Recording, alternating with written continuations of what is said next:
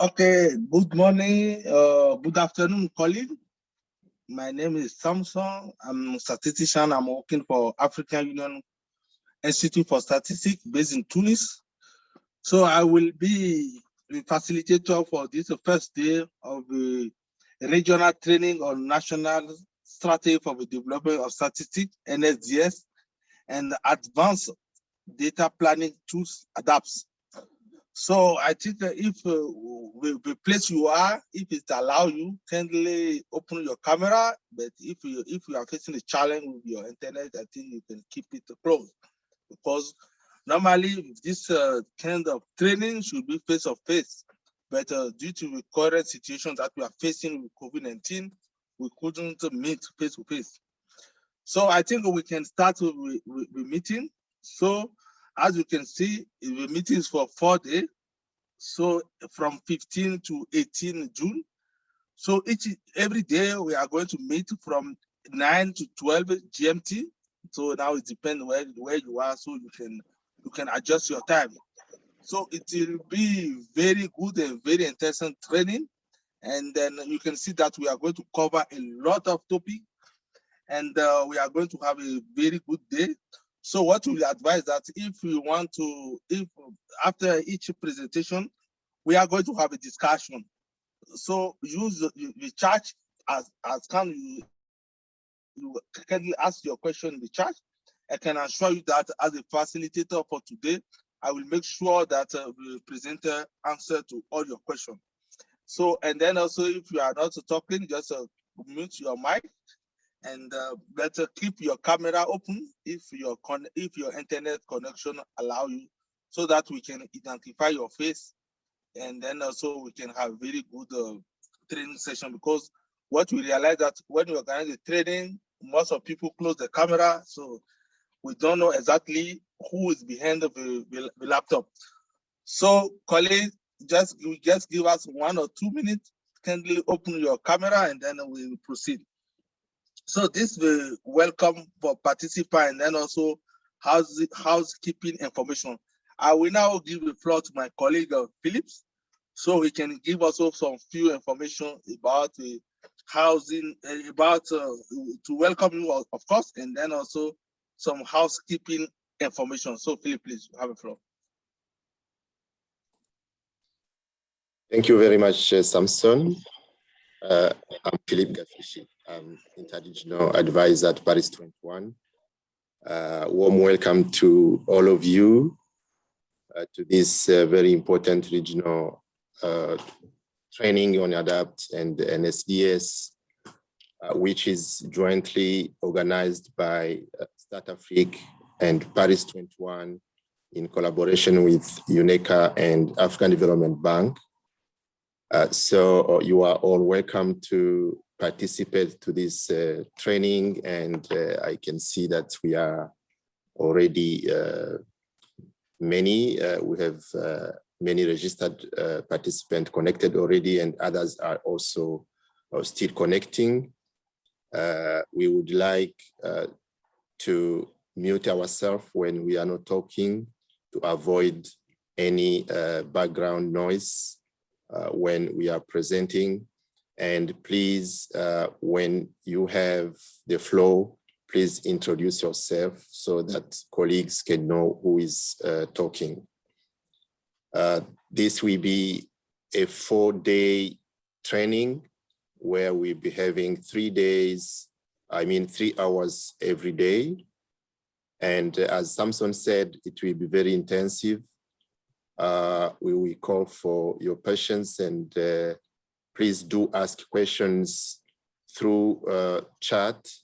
And when we get to the discussion session, please do ask your question, your contribution as you can. So with this, I will hand over the floor to Samson to continue the facilitation of this day of the training. Thank you. Thank you very much, Philip. And then, as I mentioned, for those who join us now, please, if your connection allow you, please keep your camera open. So I think now we'll proceed now for the open session of our meeting. So we'll have a welcome address from PARIS21 as well as the STATAFRIC. So allow me now to invite Mr. Francois, who is the deputy head of PARIS21, for his opening remarks. So Mr. Francois, please, you have the floor. Thank you, Samson. Good morning to everyone, and a warm welcome from PARIS21, from all of us here. You'll see many different faces from PARIS21, which will show you how important the topic and the training and this engagement is for us. So thanks again for your time and for the effort. It's 4 days. This will be exciting. This will be a lot of learning, and we are equally excited to learn from all of you.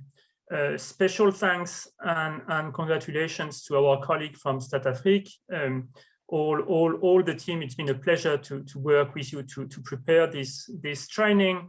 We understand there are a number of constraints linked to connectivity. We are confident things will be on our side, and we are all experts now, I believe, in Zoom trainings since we had to do this for a year. I believe we have 22 countries for this regional training, which makes it de facto a successful event. We have 4 regional economic communities for this training as well. And we had 60, 70, 80 participants confirmed. So this is really good, and we are looking forward to this. It's the beginning of a journey. As many of you know, STATAFRIC, UNECA, and PARIS21 and the African Development Bank are committed to support the efforts of countries on planning for better data, planning for better statistics, and planning for financed statistics. So we are with you beyond this training. Some of you have done some NSDS for decades. Some of you are pretty new. You should not be shy, and you should share your stories and your lessons with all of us, and it's a peer learning. What is new in this NSDS Guidance 3.0? I think the COVID-19 calls us for a bit of fresh perspective into how we develop statistical capacities in our countries. Everyone now is calling for more data, quicker data, for modern NSOs, sometimes without knowing that many NSOs are actually very modern. Some people are calling for increased donors alignment and coordination. The good news is these are not new topics. Maybe the COVID-19 crisis has further strengthened the need for taking action on this one. But the NSDS, the good old NSDS, has been improving the way we do these businesses, and we approach these problems with solutions which work. And these solutions are very often encapsulated in the NSDS guidelines, which have been put together by a wealth of experts from the continent. User orientation is at the heart of the NSDS. We have to align the systems to the national, regional, sub-regional policy framework. In our context, obviously, Agenda 2063 comes to mind.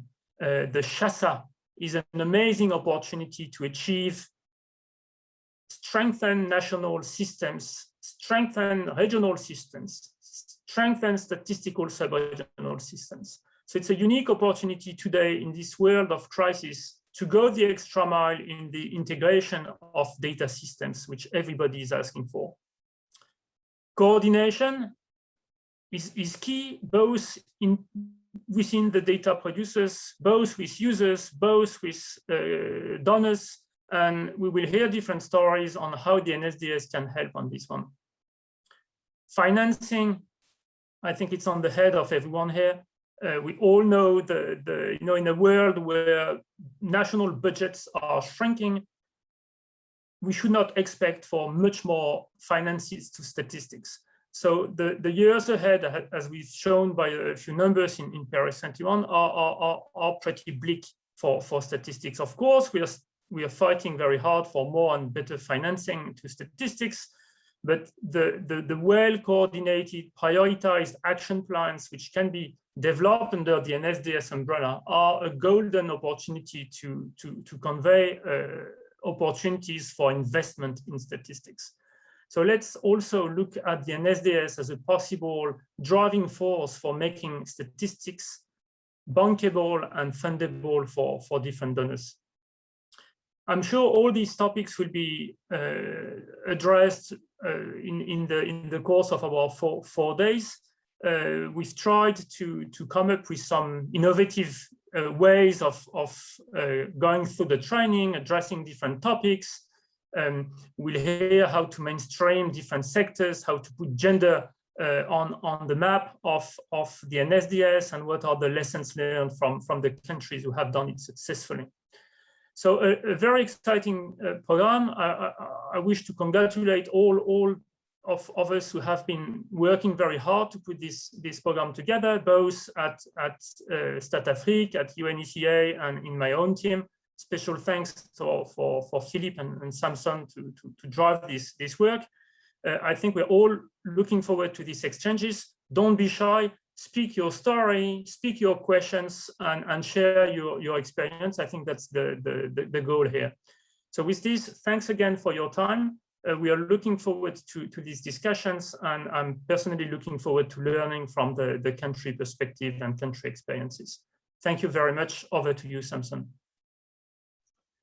Thank you very much, Mr. Philippe, for this very good speech, who set up very well the scene of our training for 4 days, and you point out very well the importance of the design of NSDS, and then also the situation that we are always facing in Africa, the financing of statistics, and that's the key issue that together with AUC, UNECA, African Development Bank, we need to address this issue. Thank you very much, Mr. Francois. Now allow me now to give the floor to Madame Leila Ben Ali, Head of Statistics Division, South Africa African Union Commission, for her opening remarks. So, Madame Leila, please, you have the floor. Thank you, Samson, to giving me the floor. Good morning, good afternoon, where you are. Director Generals, representative from EU member states, and also representative of the Executive Committee of SHASA2, representative of our strategic partners, PARIS21, ECE, FDB, and other development partners, the representative of REX also. Ladies and gentlemen, let me start by welcoming you on behalf of the African Union Commission, and on my own behalf also, to this training workshop. It's the first online training workshop on NSDS and ADAPT. We will work together during this 4 days hardly, and I encourage you to be very active, to ask your question and to participate actively in this during this 4 days. This training workshop is organized in the framework of the updating by PARIS21 of its guideline of NSDS, which bring us to NSDS 3.0. It was important to organize this workshop to upgrade the entire African statistical system in terms of strategic planning in the field of statistics. Also, as you are aware, STATAFRIC at the same time initiates the updating of the guidelines of the integration of SHASA2 in NSDS and RSDS in order to align them with NSDS 3.0 developed on 2018. And this guideline was STATAFRIC had organized two training on 2018 for EU member states to equip them with this guideline tool to facilitate the integration of SHASA2 in their NSDS and also for REX in their RSDS. So there is therefore these two objectives of bringing our NSDS and RSDS to the standard 3.0 and reflecting their alignment with SHASA2. This workshop is also an activity to concretize the Pan-African Organization partnership on the one hand and with PARI21 on the other hand. This partnership will continue and will be enhanced within the framework of the design and the implementation of the Continental Statistical Program 2022-2026, for which PARI21 is one of our key strategic partners. Our member states and RECs are therefore mobilized to work together and build a reliable statistical system capable of informing the indicators of the EU Agenda 2063 and Agenda 2030 of SDG. We also report that we are in the process of finalizing the composition of the SHASA2 Executive Committee, which includes continental, regional, and national coordinators with the participation of partners as observer.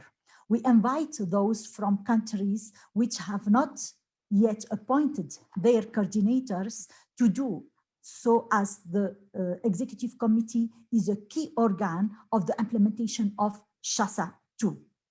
Similarly, we are in the process of setting up the list of SHASA2 lead countries for the different specialized technical groups, SDG, and in this specific case, there will be a champion country for SDG 18 and SDS.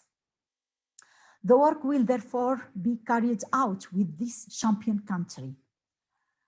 This workshop is a new starting point to mobilize the African statistical system around strategic planning in statistics.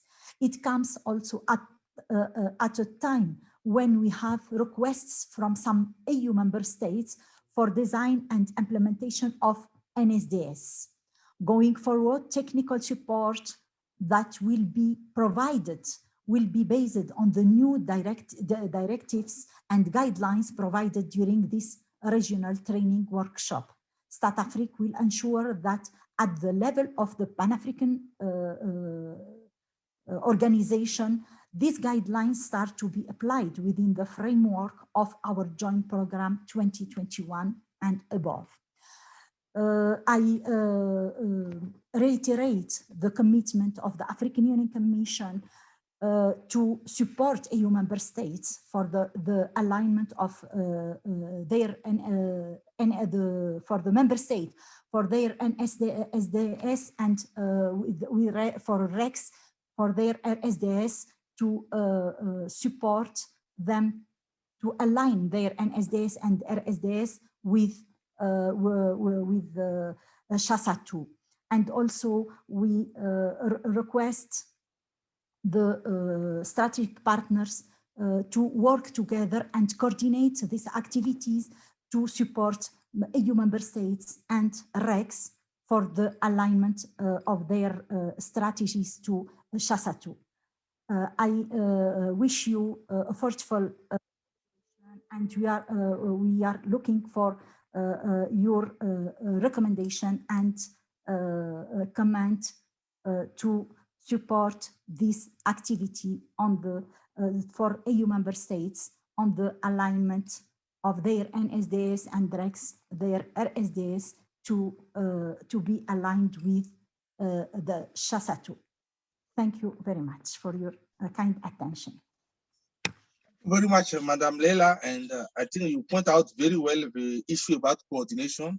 And then, as also mentioned by Mr. Francois, that this workshop, the member state can see now, is a joint collaboration between Paris21, African Union Commission, UNECA, African Development Bank, and then also with REX.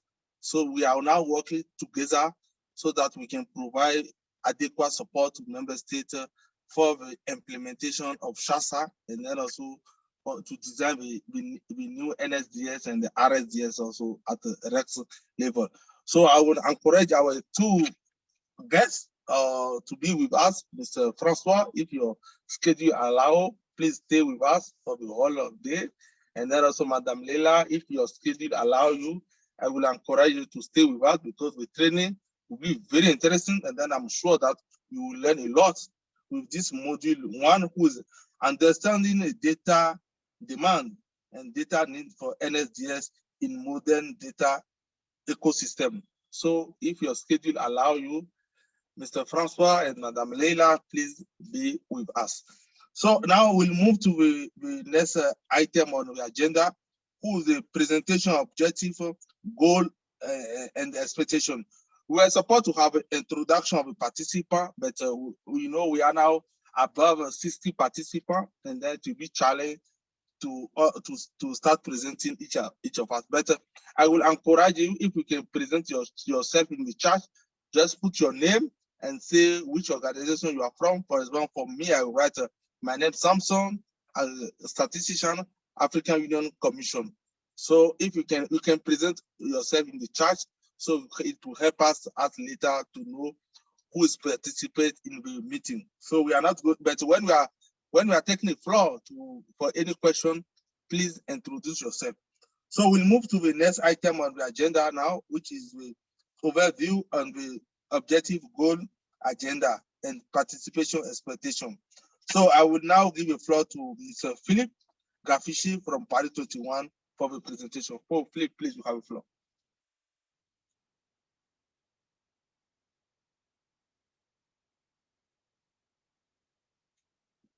Philip, you are muted if you are talking.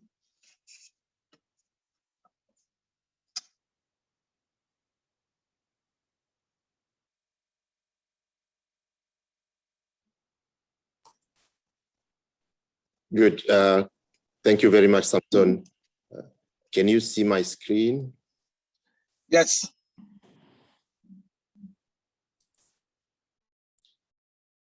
Good. Thank you very much, Samson. I will just introduce the overview of this training by just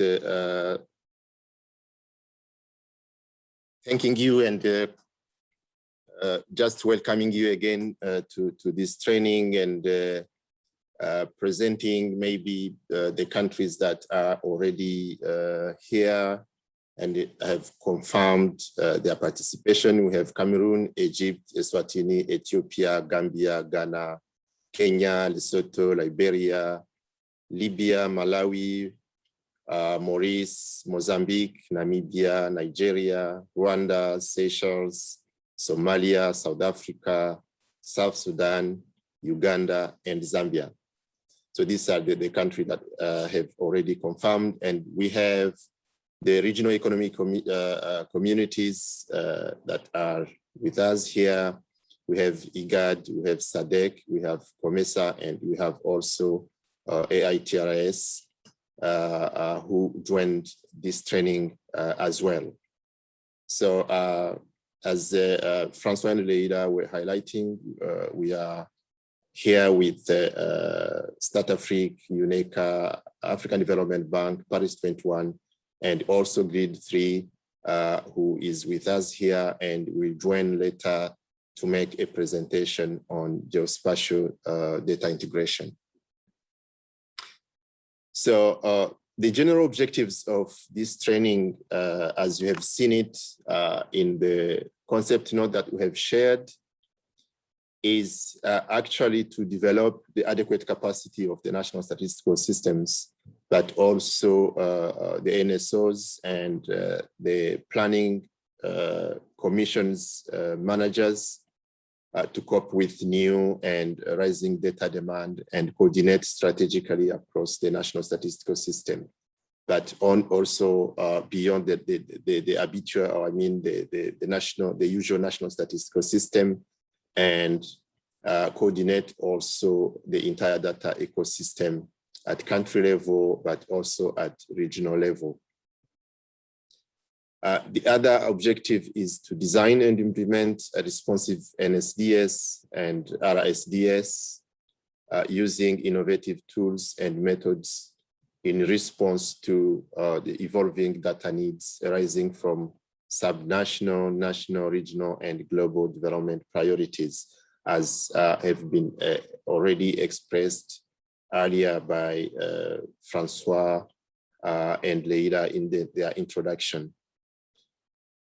But also in this training, we will feature the NSDS special topics. And here we will focus on mainstreaming gender statistics in the NSDS. We'll be talking about integration of geospatial data and official statistics.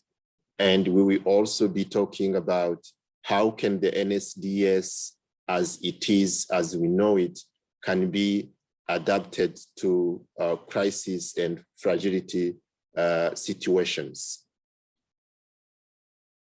The specific objectives, as you can imagine, will be that all participants will learn about the challenges in aligning global, regional, national, and subnational development frameworks and the NSDS framework.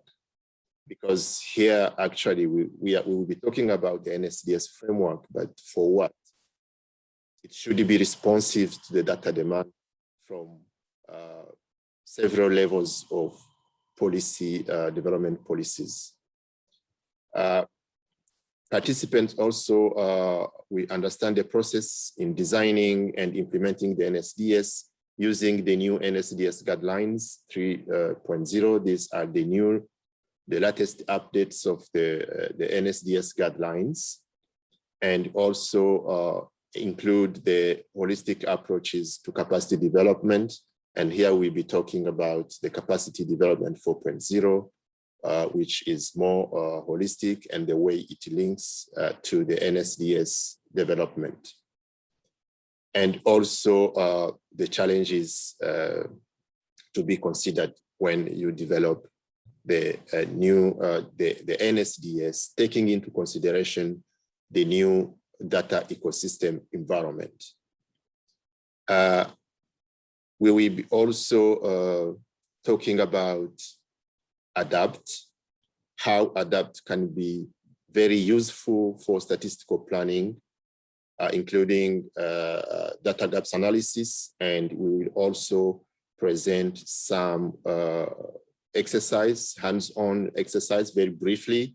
As you can see in the agenda, we have very short time to present everything in ADAPT, but this will be an introduction, and we will have further in-depth training if there is a need from participants.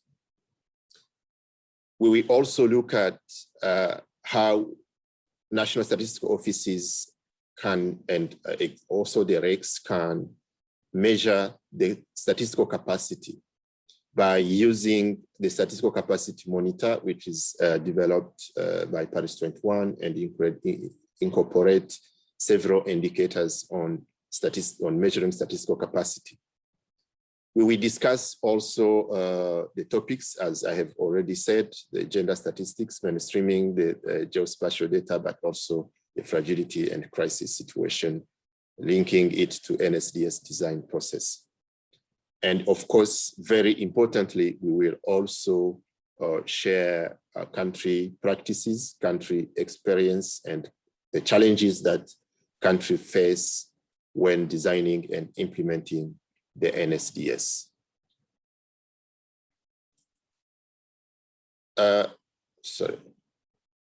The expected results are that we expect that at the end of these 4 days, although it is virtual, as you can see, and the time is very limited, but we expect that within the minimum time, the participant will be able to understand the need to align the NSDS framework to the global, regional, continental, national, subnational development policies and frameworks.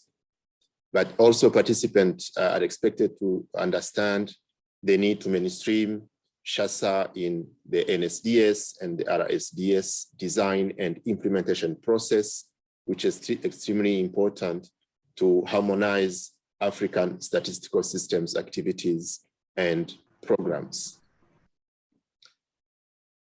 Of course, we will learn how the NSOs, the National Statistical Systems, can lead and coordinate the National Statistical System using the NSDS as a framework and be ready to generate user-driven data which are aligned with the policy and can help decision-making. Participants also are expected to understand the importance of mainstreaming the different topics that we have highlighted, and also consider the NSDS and the RSDS as a permanent strategic governance and coordination mechanism, and use the ADAPT as a value-added tool to national planning process. So these are the expectations from the training, and I will just go very quickly through the agenda that we already have. We have 4 days, and we will every day start from 9 to 12 GMT. And I would actually say that or remind you that you will be using the same link every day. So we will not be sharing another link. The link you have will allow you to connect for the 4 days. Now, today, we will be going through the module 1, understanding data demand and the need for NSDS in a modern data ecosystem. And the first presentation, we focus on the promise of shared result frameworks. This will be looking at the link between the national development plans, regional and international development agendas, and the NSDS framework. The second will be talking about the African Union initiatives on supporting the African statistical system to respond to data demand, and the focus will be on the Agenda 2063, the African Charter of Statistics, and the strategy for the harmonization of statistics in Africa, and linking it with the need for a data demand-driven NSDS. And we will also have the role of data and users, the role of data users in the NSDS design and implementation, which will be presented by UNECA. And we will close with the last one for today, which will be the presentation on the capacity development 4.0. Why is it matters, and why the NSDS is the right entry point for this. Day 2, we'll be focusing now on the overview of the NSDS process, and the first presentation will be on presenting the NSDS guidelines 3.0, the updates, and the entry points from several topics, and how it helps countries to and regs to revise and to design their strategies, taking into consideration the new data ecosystem. We will also have a presentation on the harmonization of statistical plans in Africa, and this is focusing mainly on mainstreaming SHASA 2 in the NSDS and the RSDS using the new NSDS guidelines. And then we have presentations from countries, and here we will share the experience from countries. Here we have the presentation from Cameroon, and also share discussions with all the countries here on how they do what are their experiences, and what are the challenges that they meet when they develop, they design, and they implement their NSDS. Module 3 will be focusing on the tools. And here the tools will focus on the ADAPT, the Advanced Data Planning Tool, but also we will present an introduction on the Statistical Capacity Monitor, show how every country can measure its statistical capacity and compare itself with other countries, other regions, or the world, or other continents. And we will also have a presentation on data integration, geospatial data integration and statistics, and also introduce you to a new guidelines on geospatial data integration into official statistics. The last day we'll be focusing on the spatial topics, spatial areas, and how they can be mainstreamed in the NSDS. And here we will specifically talk about mainstreaming gender statistics in the NSDS, but also discuss together how the NSDS can be adapted to crisis and fragile situations in countries. And we also have presentations and sharing experience from countries. For gender, we have Lesotho, who will share the experience. And for the second presentation on fragility and crisis situation and planning, we have Libya. Henry, can you close your mic, please? Henry. Can you mute your micro, please? Elite. Thank you very much.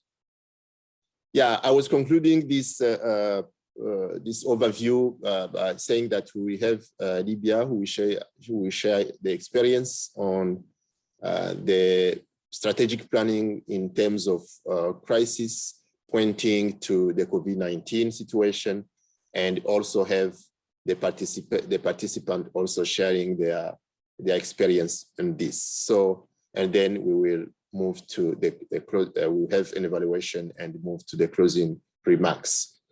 So thank you very much, and we are expecting all of you to be very active, and especially during the discussions, please do share your experience with others, with all of us.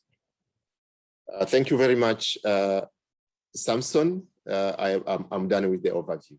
Okay. Thank you very much, Philip. So I think now we're done with overview, objective, agenda.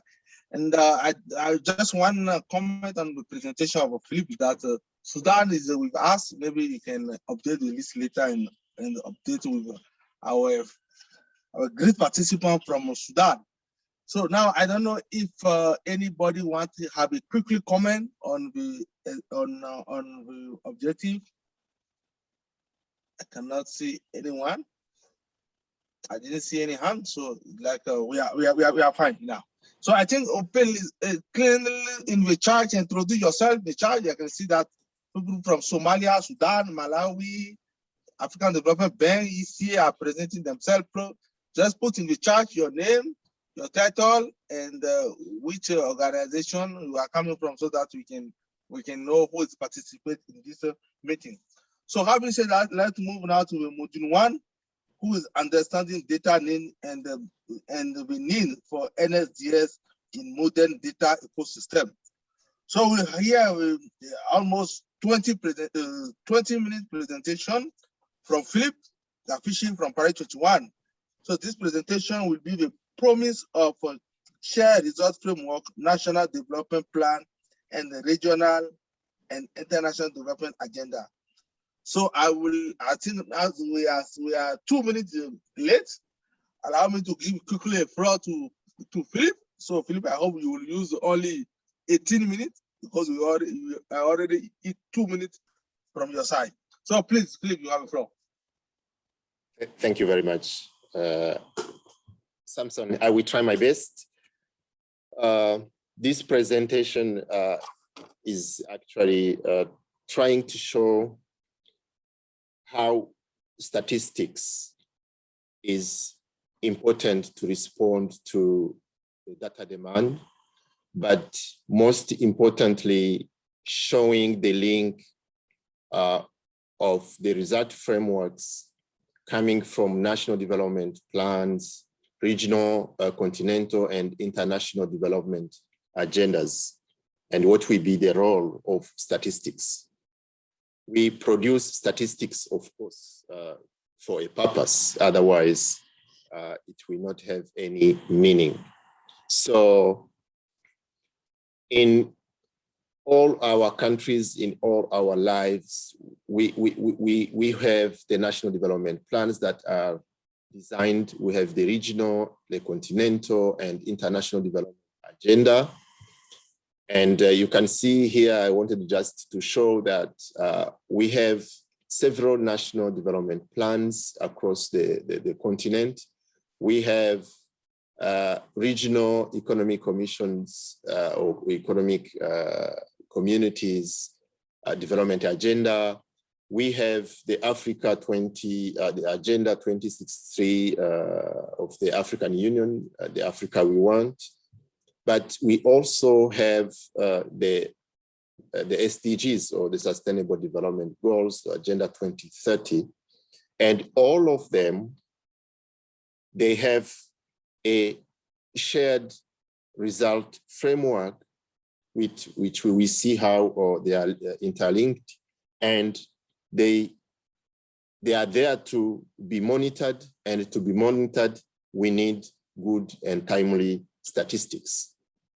So the National Development Plan, we see that the objectives are maybe focusing on economic growth, reducing poverty, developing infrastructure, sustainable investment, technology, fiscal stability, creating jobs, inclusive growth, sustainable growth, green growth, a lot of sectors, gender equality and women empowerment, human development, rural development, increasing income, and reducing infant and maternal mortalities.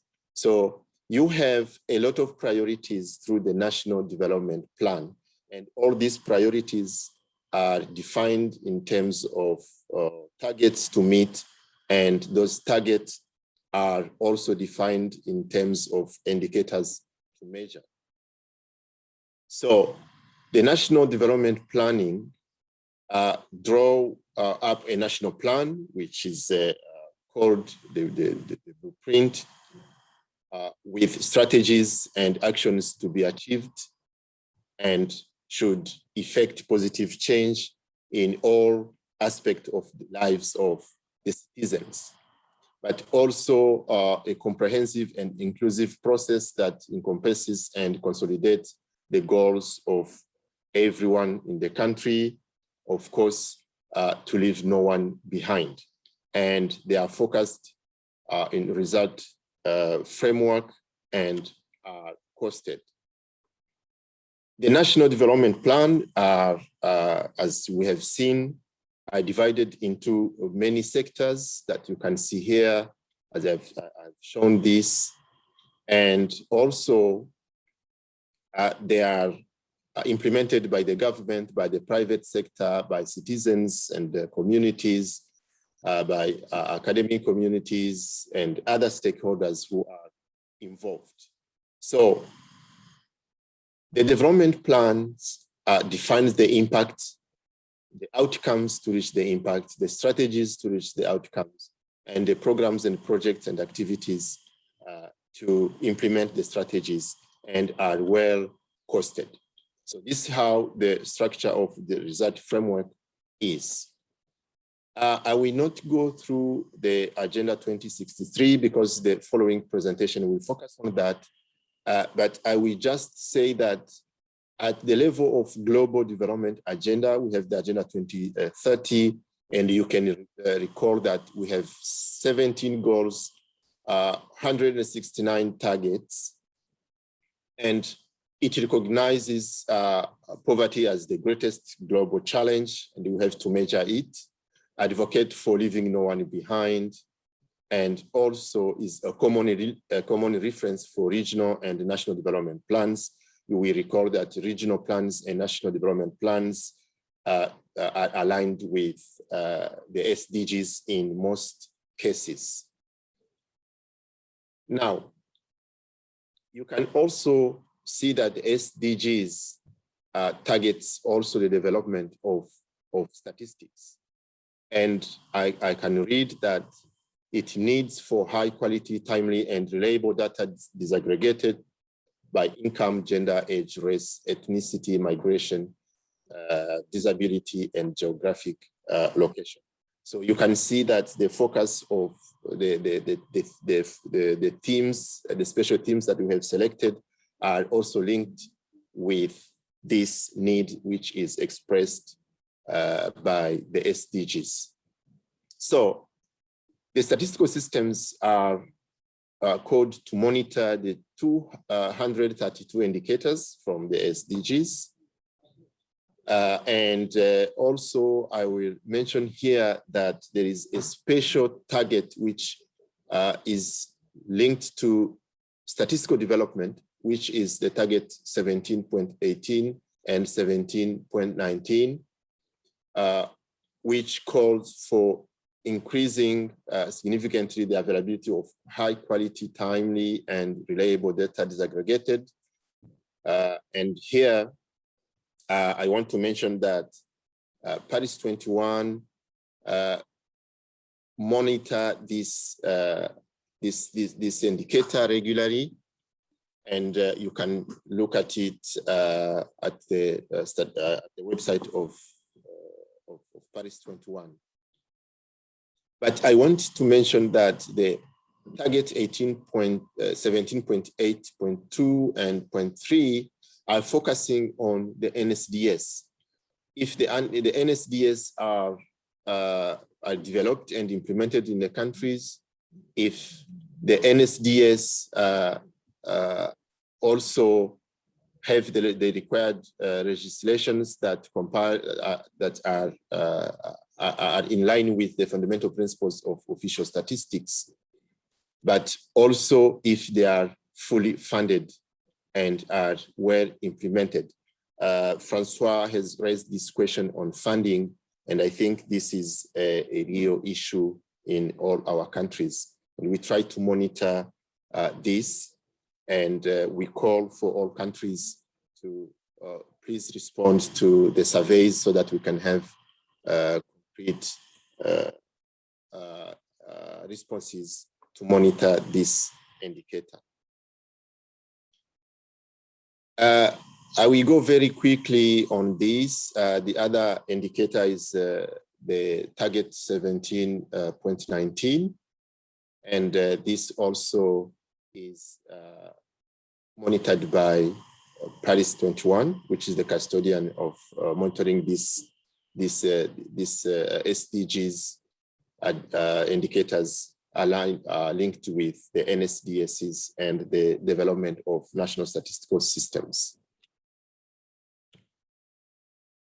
Now, how the national development and the regional strategies and global strategies are linked. You can see that they are not separated goals. They are not even parallel goals, but they are just integrated goals that affirms inclusiveness, manifests the leadership to implement implement and coordinate all the policies from the subnational, national, regional, continental, and global, and also strengthens the ownership, and more importantly, also honors regional, continental, and international commitments. Now, the result frameworks coming from this development agenda are not separated, not parallel, they are integrated, and they are all interlinked. We can see that indeed the national development plans, the regional and the continental development plans are linked to the Agenda 2030, the SDGs, and monitoring them will call for a national strategy for the development of statistics, which responds to most of them without any duplication. So going very quickly, Samson, to the conclusion, maybe I wanted to mention that there is an increased data demand, as you can see from all the policy and development agenda, not only at national level, but at subnational level as well, but also sector levels. And this creates a very high demand for statistics and consequently a very big burden to statistical systems, and including also the other part of the usual NSDSs, I mean NSS, National Statistical Systems, to include the other part of the data ecosystem, which includes the private sector, the academia, the civil society organizations, to form a kind of modern national or new development or new environment national development or national statistical system. Now, the question is how the NSOs, the NSS, and also the national planning commissions would be able to integrate this for a good coordination to meet the data demand.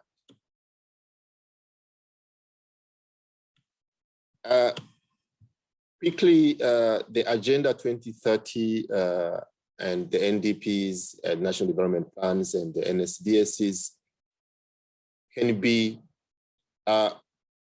monitored through the Cape Town Global Action Plan, that you know, all of you, which calls for coordination and strategic leadership, innovation and modernization, strengthening of basic statistical activities, dissemination and use of data, and also sustainable development data, partnership with multi-sector, multi-stakeholders for sustainable development data and resource mobilization.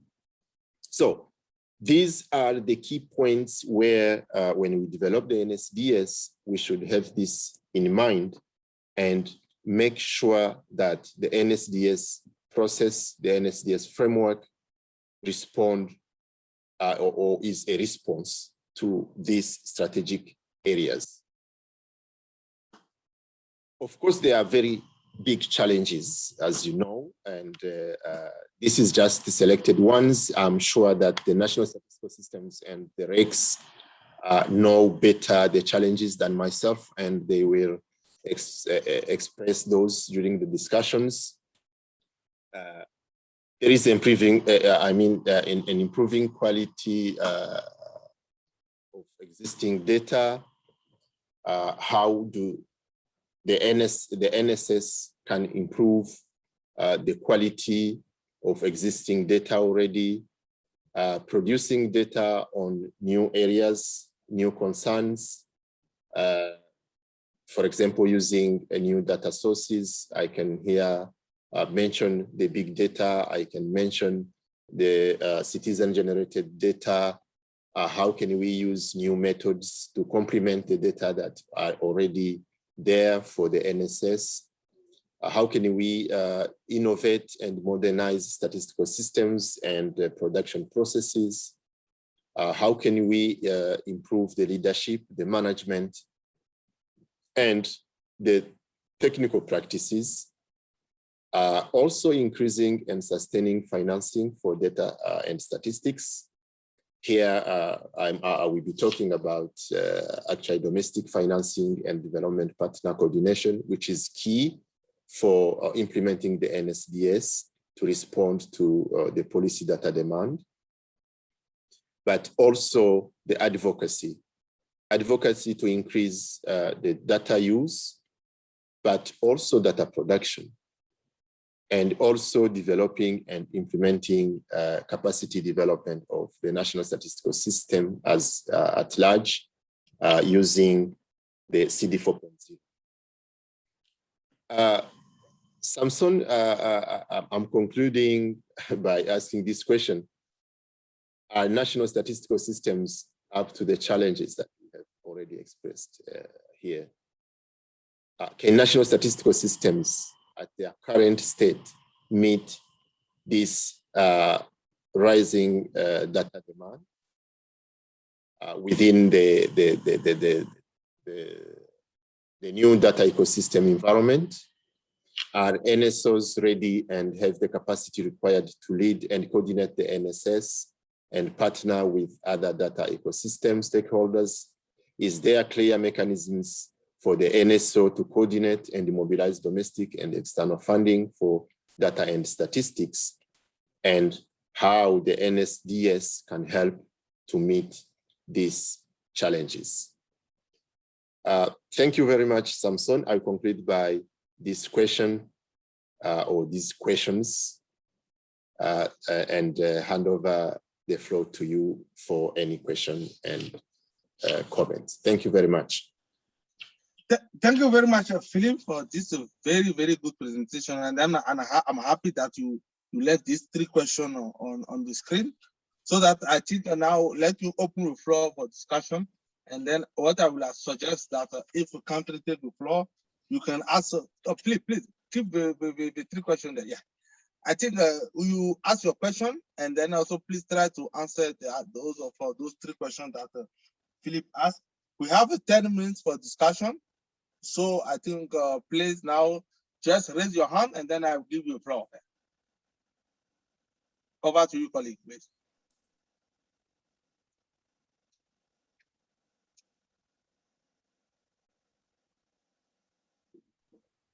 I cannot see any hand, but I can see a lot of persons present themselves in chat. Maybe I will give the floor to our colleague, anybody come from Zambia. Please feel free to answer to these 3 questions, and then also answer if you have any question. So, colleague from Zambia, please, you have the floor. Thank you so much, Samson. Interesting that you point out Zambia. It's the last on the list, isn't it? Thank you so much. I'm extremely excited and applaud the organizers of this meeting for a very comprehensive and systematic program. It's a very, very exciting program, and I pray that we'll be able to stay throughout and see the outputs. And the presentation is wonderful. It's done a lovely summary and just puts together a lot of issues, and it makes the whole program really promising. I just want to say that in terms of answering the question on the first one, I wrote down as he was discussing, yes, a big yes, but with concerted efforts on increased and sustained technical assistance, both to the NSO, who should be able to extend it to the sectors. And also, it could be directly to the sectors, but through the NSO, so that we uphold the need for coordination by the NSO of the National Statistical System. Then also, I have a question on the third question. This one I'd like to learn from the others. The clear mechanism for the NSO to coordinate and mobilize domestic. What exactly is involved in this? Thank you. This is Sheila. Thank you so much, Sheila, for answer to those questions and also raise some questions. I can see Austin from Nigeria raise the hand. Austin, are you want to come in? Nigeria. Yeah, please go ahead, Nigeria.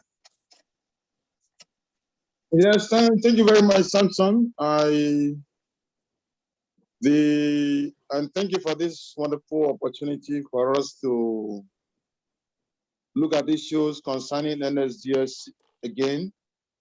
Over time, issue of SHASHA and NSDS, there have been very strong issues with respect to African statistics compilations. And it's commendable that African Union, up to this stage, as well as all the other development partners, PARIS21 and all the rest, that they are still focusing on issue of getting the strategies and the system very right in the African continent in terms of statistical compilation. Then on the questions posed, I think these are the core mandates of NSO in all the countries. And in the context of Nigeria, I want to say that we still have that capacity to meet all these additional data demands and challenges. For instance, we run mix 6, mix 1, mix 1, mix 2, mix 3, mix 4, mix 5, and we're doing mix 6, and coupled with so many other data issues which we're tackling. And then on the issue of NSO being ready and having the capacity required to lead and coordinate the NSS, I think it's purely the mandate of NSO to do that. And I don't think the capacity is lacking here in Nigeria and likewise in most other countries of Africa. It's what we might be looking at is the political interference, the political will, the financing gap, and all the rest, which may not be there. But in terms of the other capacity, I think the NSO have it. And then, is there a clear mechanism for NSO to coordinate? That's correct. It's done and it's doable. And it's something here in Nigeria because it's a reference point for us that we do year in, year out. Thank you very much for this. Over. Thank you very much, Austin. And if anybody want to come in before I give the floor back to Philip? Any question from colleague, or do you want to try to answer to 3 questions raised by Philip? Maybe allow me if Namibia. Thank you, Samson. Samson, do you hear me? Yeah, I hear you very well. Please introduce yourself and proceed. This is Jean-Claude from Statistics Office of Rwanda. Please go ahead. Thanks a lot to Mr. Gafish for his presentation. I will request to further talk about the coordination of the national statistical system. It's good to have the same understanding of what we mean by coordinating the national statistical system and what it requires to be very well coordinated, as it is asked in the second question. So to know whether NSOs are ready and have the capacity required to lead and coordinate the national statistical system, but what do we mean by coordinating the national statistical system? This is something that seems to be a very complicated topic to discuss on what the coordination means in terms of data protection, maybe in terms of mobilizing domestic and external funding for data.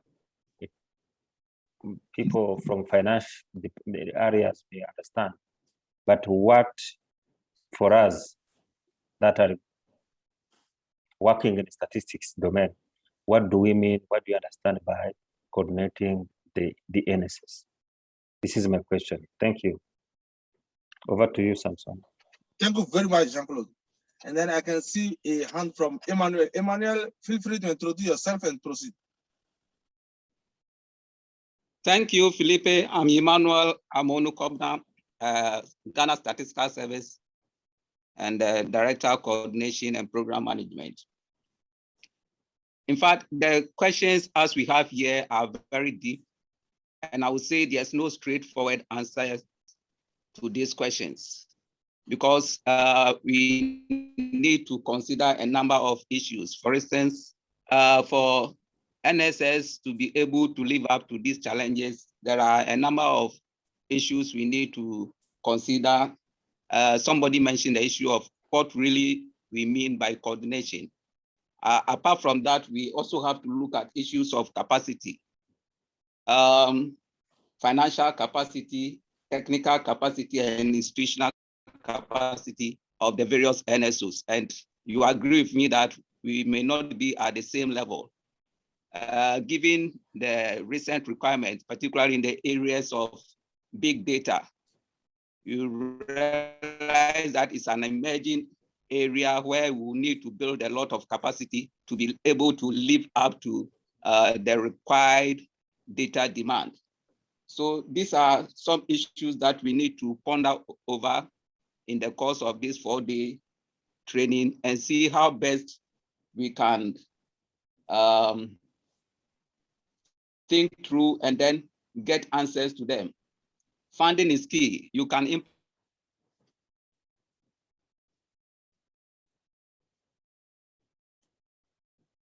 government funding is dwindling over the years.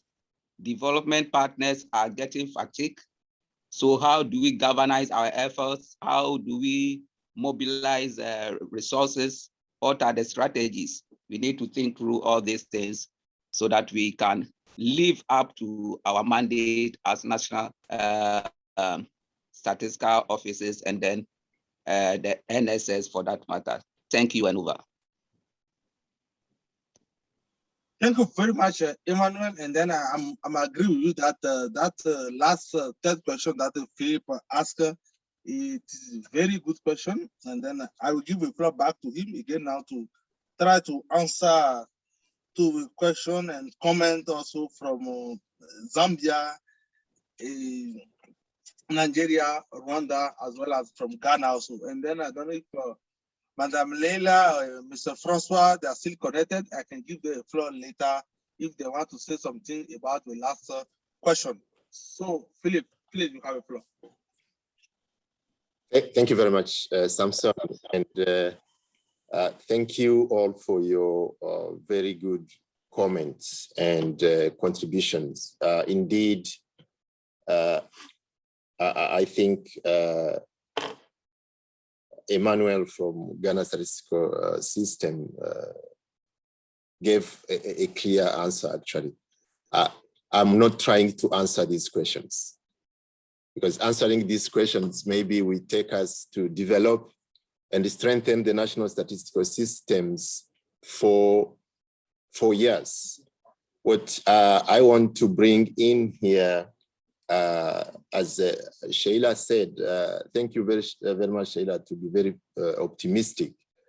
Yes, the national statistical systems can be up to the challenge, but there are a lot of things that has to be done, has to be in place. And this is how do you make sure you strengthen the national statistical system to be up to the challenge. So the coordination here is a big component in strengthening the national statistical systems. And the coordination is about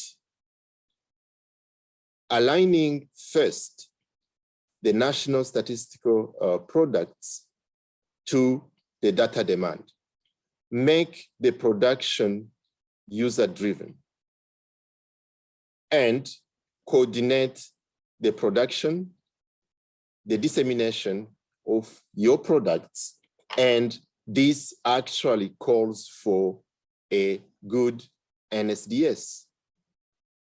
And that's how we will see how the NSDS can help to coordinate the national statistical system to be able to produce required information by users, but also harmonizing the methods And this is where SHASA 2, we come in also to show how comparison can be made possible from several countries or from all member countries.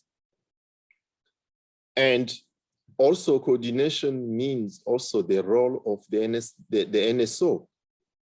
If the NSO is mandated to go to coordinate, this means that it should have a more statistical legislation that empowers the NSO to do so.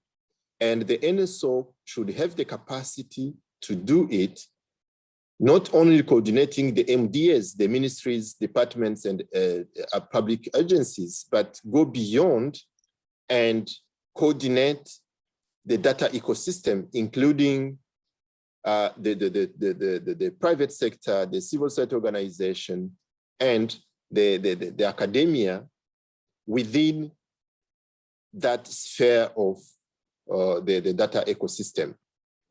Coming to the funding, the coordination of funding for statistics, this is another key area where national statistical offices, if they are involved in the development of the national development plans and sub-national strategies, then they will make the case for statistics. And here I'm targeting the mobilization of domestic funding, but also the coordination of external development funding. There are a lot of mechanisms in some countries. They have developed, for the domestic funding, they have developed the statistical development fund. I have seen it, for example, in Mali. I think also in Benin. Senegal also has already adopted a statistical legislation on it. Those are some of the mechanisms to mobilize domestic funding, but you have to be at the high table and make the case for statistics. Otherwise, it will be very difficult if statistics is not linked to the development plans. Then it will be very difficult to mobilize funds for the production and dissemination of data. So these are the questions that we will try to answer throughout the whole training. I will not intend to give any concrete answers now. And thank you, Austin. Thank you, Jean-Claude, and Emmanuel, and Sheila for your comments. Back to you, Samson. Thank you very much, Philip. For me, I don't know if anybody, I will still again 5 minutes from the next presentation. If anybody wants to come in again and give some few experience sharing for the last question, I can see the DG of NSO of Seychelles is connected. I don't know if Miss Laura wants to share something. And then also I can see also the former DG of NSO of Tunisia also is connected. So did you want to share anything as you are before, you are sitting now at the manager level at the NSO? Seychelles? Okay, I think maybe they are facing some challenge with internet connection. So I think maybe as Philip mentioned, I think this the last question for sure we'll try as soon as much we can, if you can answer to that question during the last 3 days of our training. So having said that, now allow me now to move to the next presentation, which is the African Union initiative on supporting the African statistical system to respond to data demand. You can see this one will be a very good presentation indeed, also as the previous one. And then allow me now to give a floor to my colleague Luc, Bonbon to introduce himself and proceed with presentation. Please, Mr. Luke, you have the floor.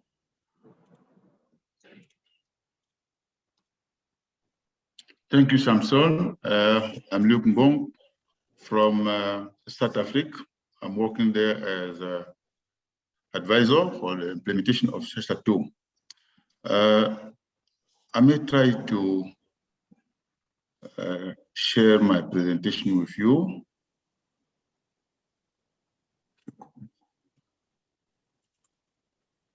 Oh, sorry, it is not this one.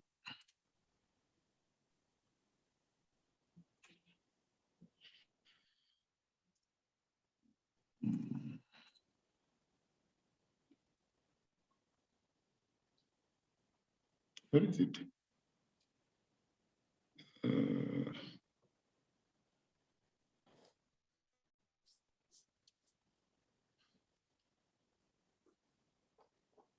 Can you see the screen? Not yet. Samson? Not yet, not yet. Okay. Come back.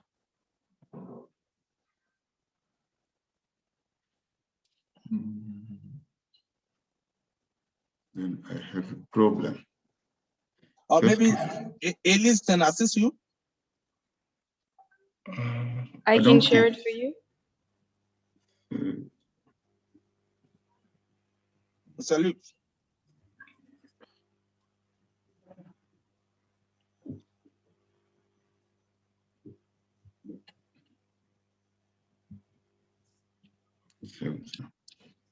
Okay, go ahead. Go ahead. Okay, Elise, please go ahead. All right.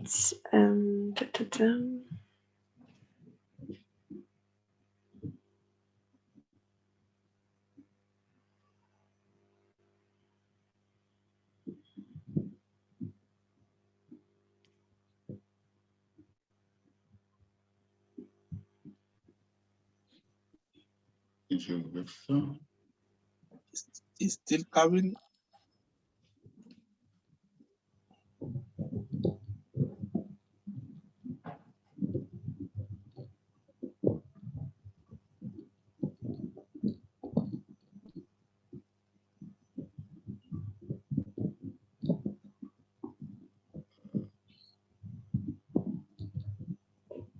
So I can share from my end if you don't mind.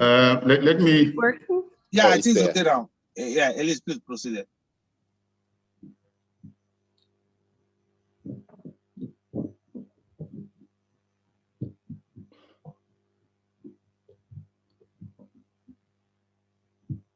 Look, I think you can proceed now.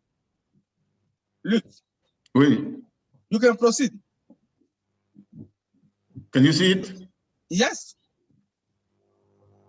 Why don't I have it?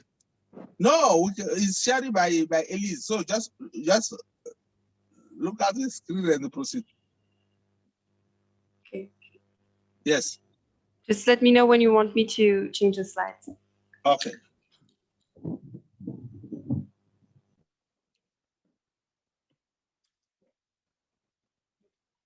I have a problem with my screen. I don't see the presentation.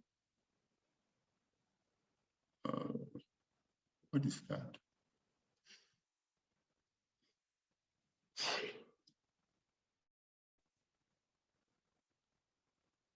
Look, what I'm proposing, maybe can we move to easier presentation and then later we'll come to you? Yes, I think there is a problem. Okay, okay. With my so, computer, yes. Okay, Elise, maybe stop sharing the screen. So, Leon, are you ready, please? Leon. Yes, I'm ready. Oh, please proceed, Leon. So, Leon the presentation of Leon will be the role of data user in NSDS design and implementation. So, Leon, please proceed.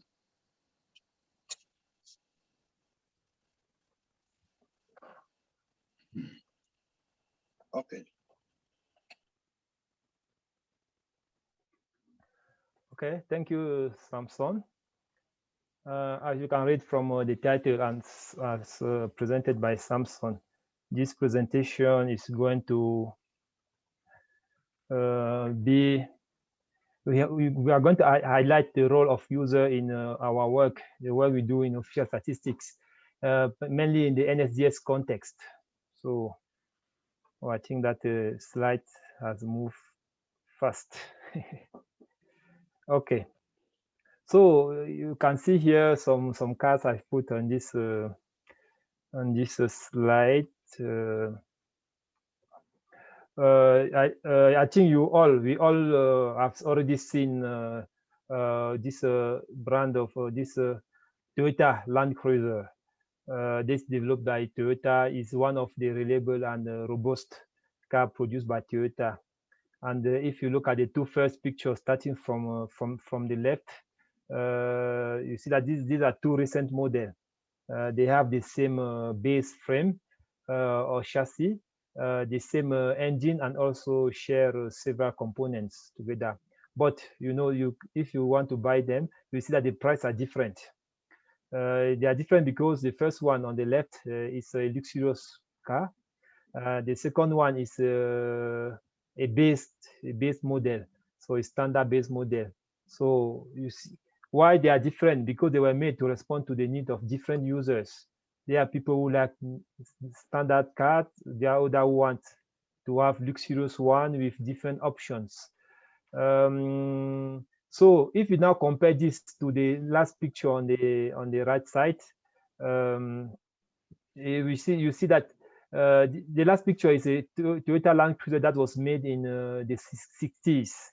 So you can see great and drastic changes, starting from the design, the component, the structure, etc. So the needs from the 60s are not the same needs like today, like nowadays. The environment has changed, of course. Technology has evolved, and so on and so forth. People today want the different options in their car, such as rear camera, parking sensor, AC, automatic AC, touch screen, cruise control, or digital pedometers.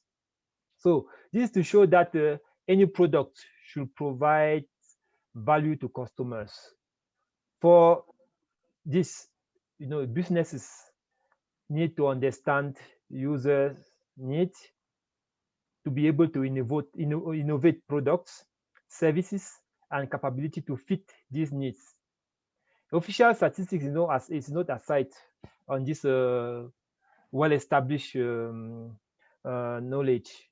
So we know that our official statistics and statistical services are also products. They are public goods. As such, producer of statistics should also innovate to remain relevant in this area, where you can see that we have several players, sometimes outside and mainly outside of the statistical system, who tend to compete with the producer of statistics. Those users, for instance, those producers, for instance, have to innovate to maintain the those users have those producers outside of the statistical system doesn't follow necessarily the principles that we in official statistics follows. They produce fast, quickly, and maybe they don't even follow the sometimes basic rules. In this environment, you see that producers of official statistics have to innovate to maintain their relevance and to maximize the public value of their product. And for this, they have to place the users at a specific place, particularly in the NSDS process. So the regional framework, the global and regional framework that govern official statistics have already guided producer of statistics and national statistical stakeholder to this end. As you know, the principle one of the fundamental principle of official statistics, which is about relevance, impartiality, and equal access, underlines a key component that I already said, relevance, and they stress that to meet the text of practicality, statistics must be relevant, of suitable quality, and in a form that facilitates easy and correct use. The key in achieving this is to maintain an understanding of user needs. We can also see from principle 4, which is about prevention of misuse of statistics, that producers of statistics have to prevent the misuse of their product by educating stakeholders on the correct interpretation of statistics, which already push producers to interact with their users. The African Charter of Statistics also goes in the same direction. For instance, Principle 2 on quality and Principle 4 on dissemination highlights the relevance of statistics and requests that mechanism should be for consultation with all users without discrimination should be put in place with a view to ensuring that the statistical information offered is commensurate with their needs. So how this is then embedded in the NSDS process? With the new NSDS guideline that reorganizes the process in 3 main phases with some steps, we can see that users are at almost all the steps, but there are 4 steps where they play a vital role. At the design stage, you see that there is a step 3.3 on the assessment of user needs and satisfaction. The objective being to understand users, their needs and satisfaction, of course, in tandem with the data gap analysis that's conducted. So the results generally from this assessment play an important and critical role in NSDS design. For instance, they can help identify statistical literacy needs, for instance, plan for pieces of user training or review of statistical products. So this is very fundamental for the next step of the NSDS when we draft the strategy. There are also other steps like the step 3.4, 6.6, and 7.1, where users play an important role in providing feedback and also in providing pieces of information during the evaluation and the validation of evaluation and assessment output and the report. But they also, in this process, they also play an important role for the validation of for the validation and also the approval of the validation of NSD report and also the validation of the implementation report when you produce a different implementation report. Normally, the Statistical Council, which is composed mainly in majority of users, gives them room to give their feedback during this process of validation. But this said, one has to understand in practice that NSO with other NSS stakeholders usually give priority during the NSS design to activities that will at least secure the production of quality core statistics needed to support the development process in our developing countries. However, if you look clearly, if you analyze clearly, you see that the NSDS give a predominant role to users when it is well designed. We have to highlight the following when it comes to official statistics.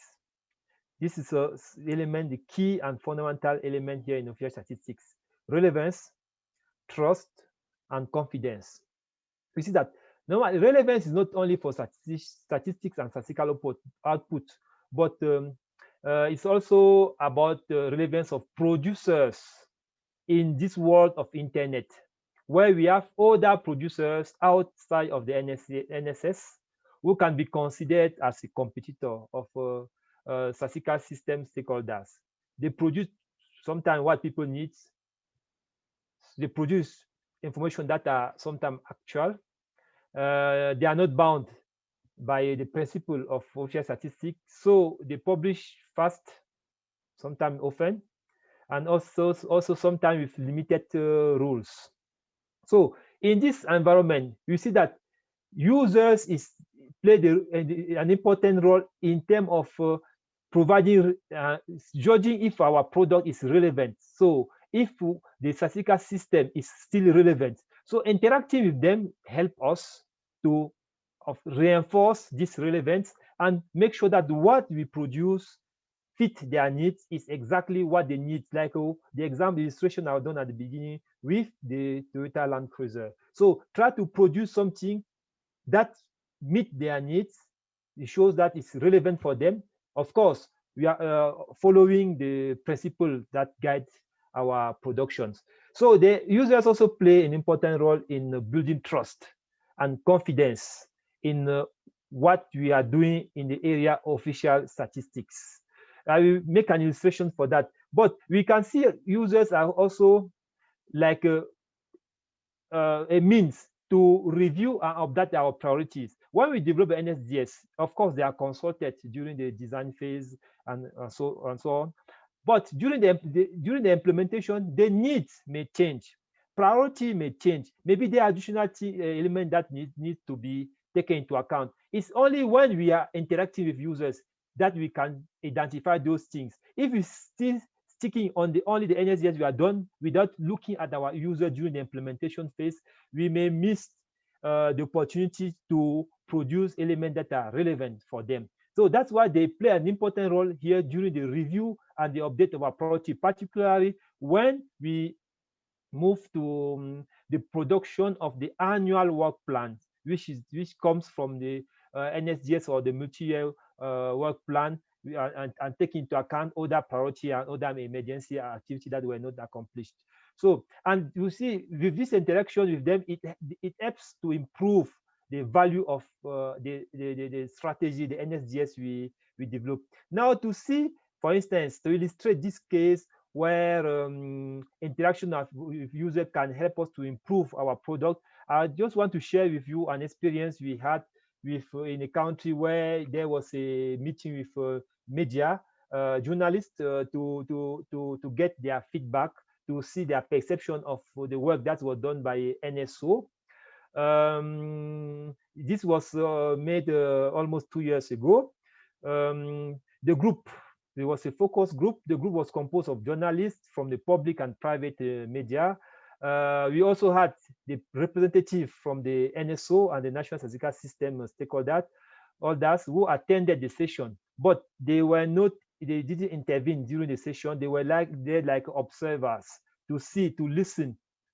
I will explain later on why it was important to listen instead of responding to the comment from journalists. So, and we were playing the role of moderator. So the objective was to listen to participants, not give explanation, provide explanation or to their recrimination or comments, and let them speak freely and share their thoughts.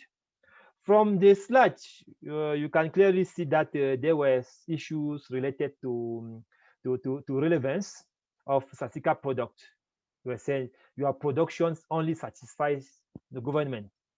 The presentation of statistical product is useless for us. So we want you to present it in a way that we can understand. We want this, we want infographic, this and that.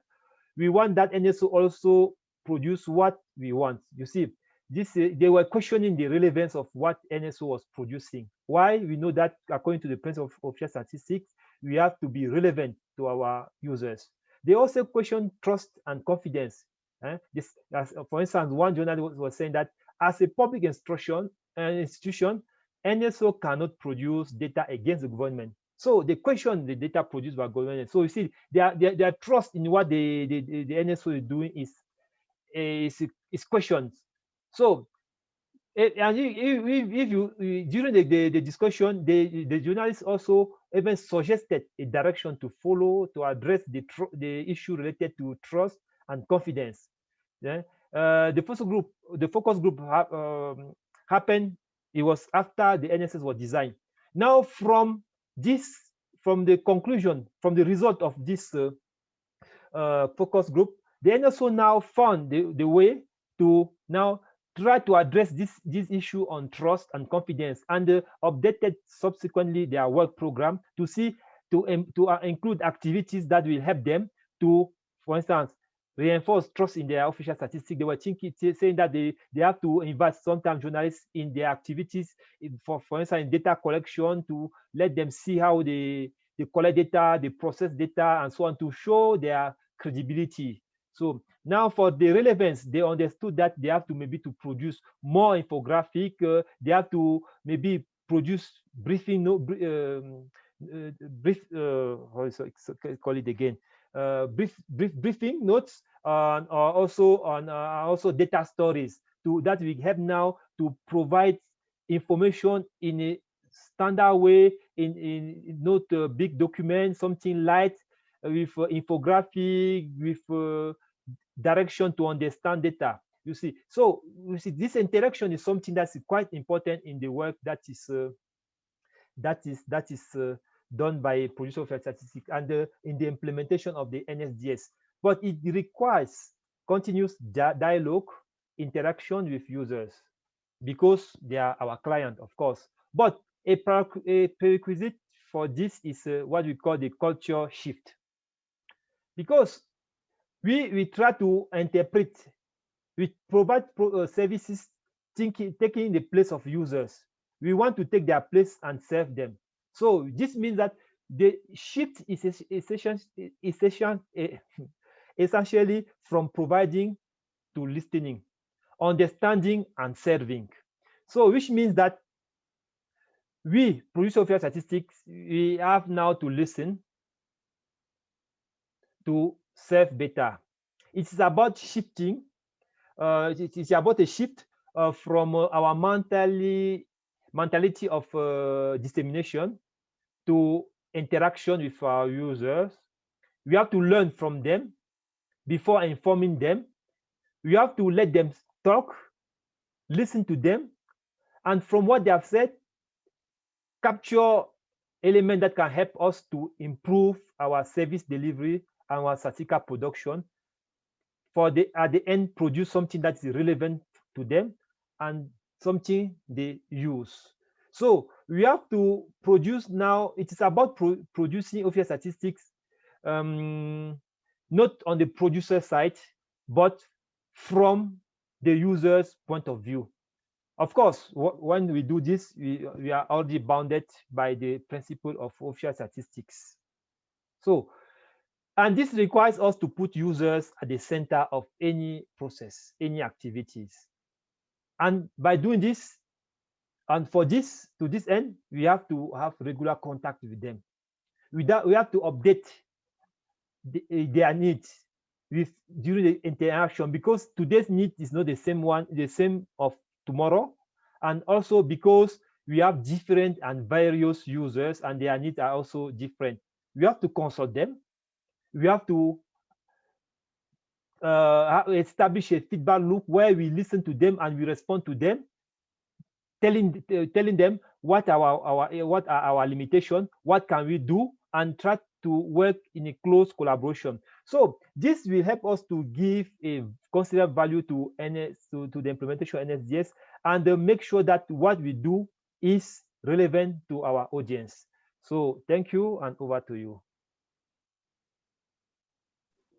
Thank you very much, Ian, for this wonderful presentation. And then indeed, as you mentioned, let's not produce the data for ourselves. So we need to take the need of a user when we are designing or implement the NSDS. And then also in your presentation, you raise a very important issue that I want other colleagues to intervene on. It is that is there possible for NSO to produce the data against the government? I think that is a very important issue. And then allow me now to open the floor for comment and discussion. Colleagues, feel free to raise your hand, or maybe if you are facing a child to raise your hand, you can just open your mic and proceed. So over to you, colleague, please, for 10-minute discussion. Any comment, please, colleague, go ahead. Or maybe we can start with some country. If you allow me, maybe, I don't know if somebody from Mauritius wants to intervene. Mauritius, please, you have the floor.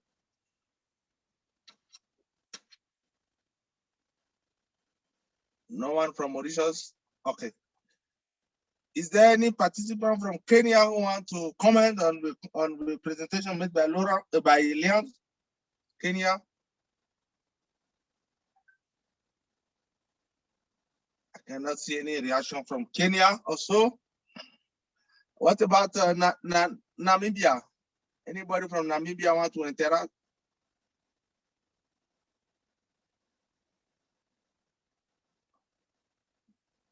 No. Samson, we are good. We are good for now. Okay.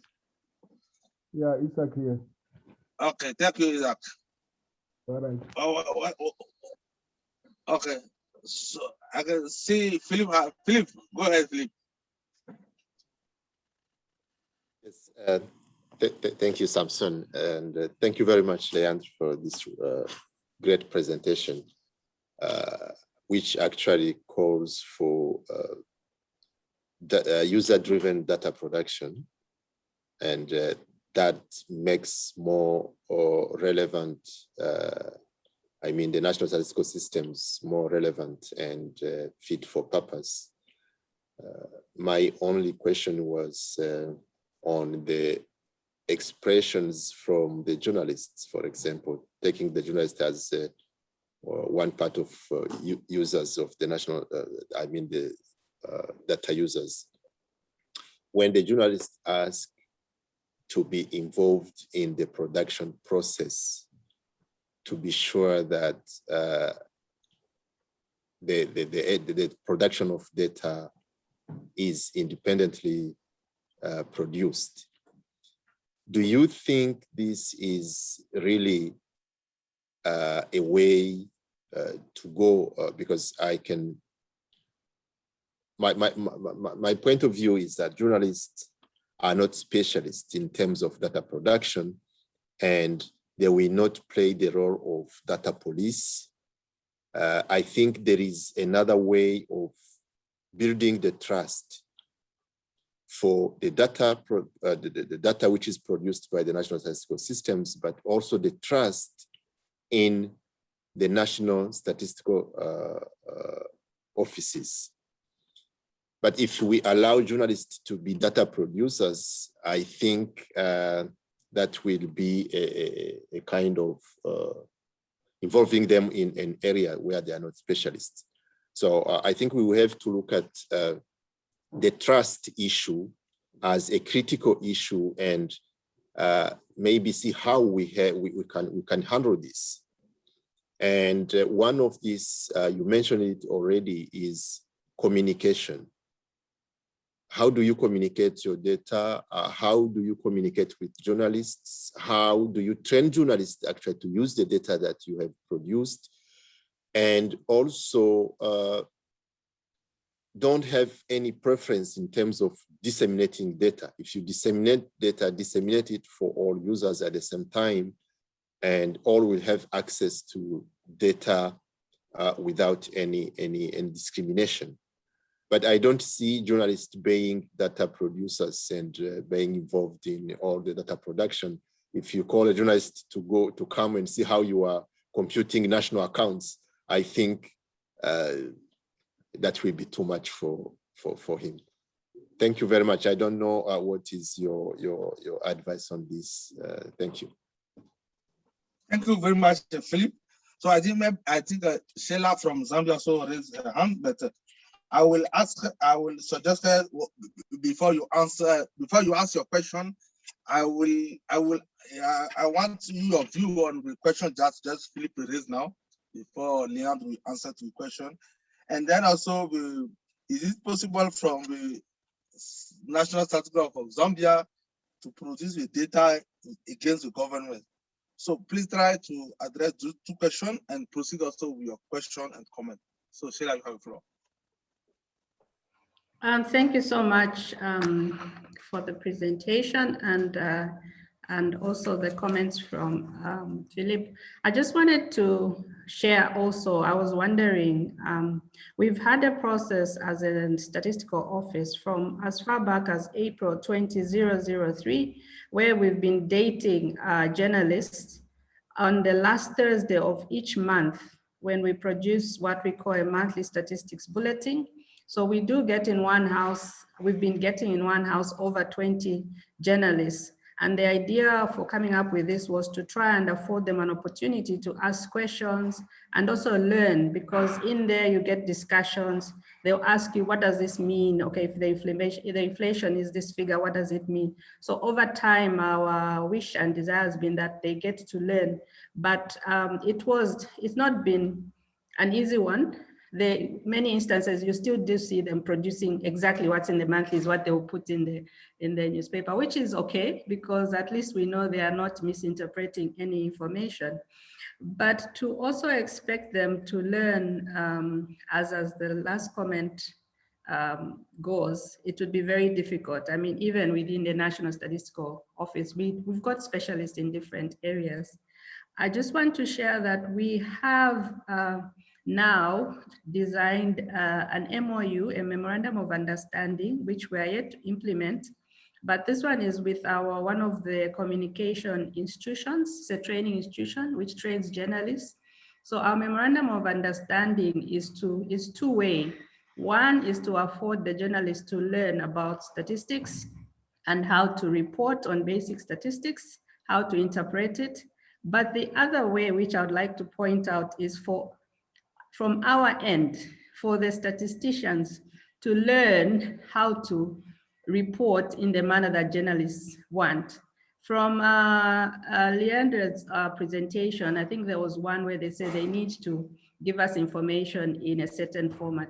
That certain format also does not come easily to statisticians. We also have to learn that. So this Memorandum of Understanding will afford us also an opportunity for our statisticians to also learn how to report according to the needs of the journalists. I just thought I should share that. Thank you. Thank you very much, Sheila. I think we have also a hand from South Africa. So, Yanti, please, you have the floor. Feel free to address the two questions of journalists, and then also the producing of data against the government. So, Yanti, please, you have the floor. Thank you very much, Chair. I just wanted to share, in line with what Madam Sheila said, that in South Africa, we have a session where we train statisticians to be able to communicate. I guess that's the part where Madam Sheila says that they have a memorandum of understanding, because we realized a long time ago that as statisticians, we don't really know how to communicate, how to make what we produce be easily understood by the public out there. So we started these training sessions with journalists training us on how we communicate. I thought I should share that. And secondly, I was wondering from the presenter, very good presentation. You talk about, the importance of all the users, but I was wondering whether you have thought about doing a user satisfaction survey. That's one of the things that we do at StatusA, to see how satisfied our users with our products. How relevant are we? Because not only do we get to know if they're satisfied or not, we also get to know if the work that we do is relevant to them or not. And thirdly, the last point I would like to make is I like the idea of having a nice website. We have visuals, we have all of these nice things, the data stories, which we have as StatusA, but the only issue is the public out there. You have seasoned users who think that once you are too, your language is too simple, everything is too understandable, that you are no longer serving the seasoned users. You're only serving those we have maybe elementary understanding of statistics. So there has to be some balance as we think about all of these things. Thank you, Chair. Thank you very much, Nyandi, for this very good contribution. And also, you share also the experience of South Africa. Thank you very much. Isaac, please, you have the floor. Isaac, proceed. Yes, thank you very much, Samson, for the opportunity. I think, and let me thank the presenters for really bringing out some of the issues that we need to take into account. And I like the example of the vehicle. I think I'll copy it next time so I can use it as well. It was a good example to use. I think from the Namibian context and perspective, we are in the same line as South Africa. Of course, we do on an annual basis have journalism training, but for us, it's really us training them on how to use statistics better and how to communicate statistics in their publications and so on. We also went a step further in starting training for the users in general, especially institutions, just to train them on how to use statistics, because we felt that our users, those who are a little bit unlearned, are not able to accurately and sufficiently use statistics for their decision making. But I think what is more critical, what I found what is missing is the trainers of the respondents. I mean, we go out and collect statistics from the respondents, but in so many occasions we fail to come back, to brief them or inform them, or even just give them a training of some sort on how statistics that they are providing is being used in decision making. Of course, I know it's very difficult because the respondents are so many, but I think in terms of organized community structures, at provincial level, regional level, that should be possible to do that. So I just thought maybe those are some of the things that we can add to enhance the use of statistics in our respective countries. So thank you very much. Thank you very much, Isaac, for sharing also this very good experience of Namibia. Thank you so much, Isaac. So Josephine, please, you have a problem. Please introduce yourself and please proceed. Thank you. My name is Josephine Chewa. I'm a principal planner from Ministry of National Development Planning. I would like to thank you, the two presenters. Can you indicate your country, please? Your Zambia. country, please. Okay, go ahead. Zambia. Yeah. Yeah, I'm just going to comment on a few things. I should recommend the two presenters, and I was appreciating the presentation.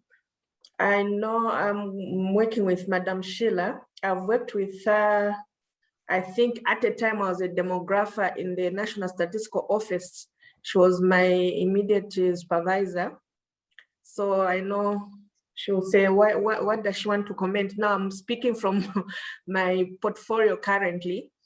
So, and on the issue of the user-driven data production, I think from my experience as a demographer for the past 16 years I worked in the statistical office, I've seen that most of the people out there normally don't appreciate the role that people in the NSOs play. And as such, they tend to maybe not even pay attention to the statistics that have been produced. However, I want to recommend our NSO office. They try as much as possible to give us information. However, we have certain gaps in terms of, for instance, I'll give an example from the 7th National Development Plan and the midterm review that was conducted. What we notice is most of the indicators that we had for making progress, progress that has been made in terms of the outcomes that are there in the National Development Plan, we realize that there are a lot of gaps. So I think it comes to the issue of how do we help the NSOs give us the user-driven data that we need as policy makers. And that goes to a number of countries. I think we tend to have a lot of gaps. I think my concern or my expectation from this meeting was to look at how the ADAPT tool is going to help me as a planner bridge the gap of the data that I need and what is available. So I look forward to that. If there's any presentation to that effect. Thank you. Thank you so much, Josephine. And then I'm sure I'm sure the ADAPT presentation will be on the day 3. I'm sure that it will meet your need. And then if we further discussion, I'm sure that our colleague from Paris21 will be ready to assist you.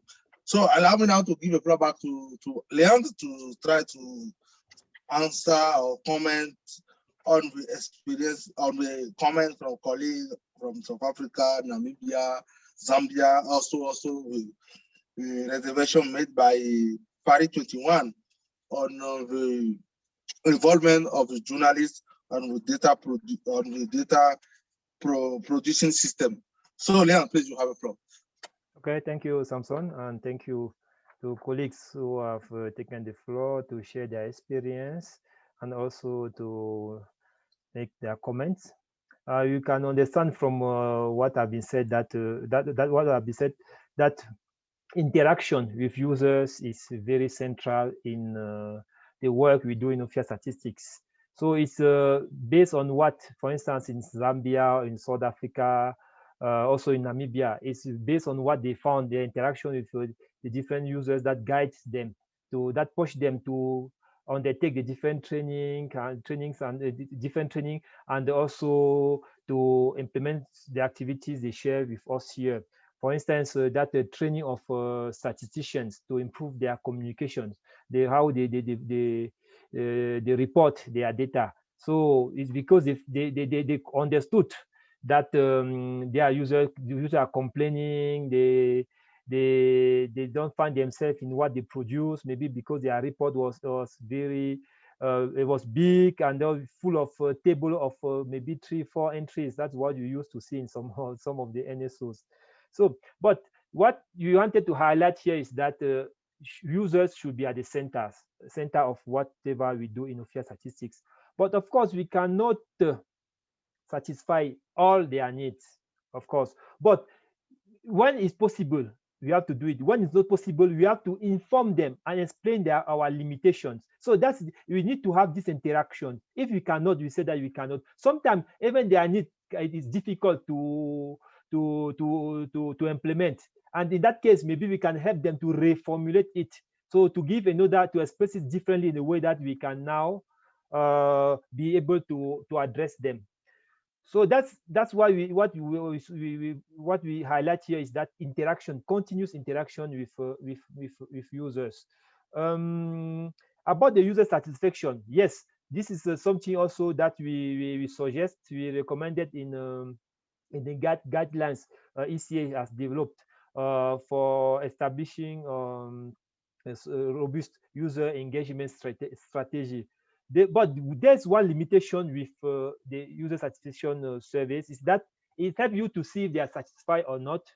But this is limited in terms of what you should do now to address their concern when they are not satisfied. And also, it doesn't help you to maybe go deeper. That's why sometimes it's important to have conversation with those users, like the one I highlighted.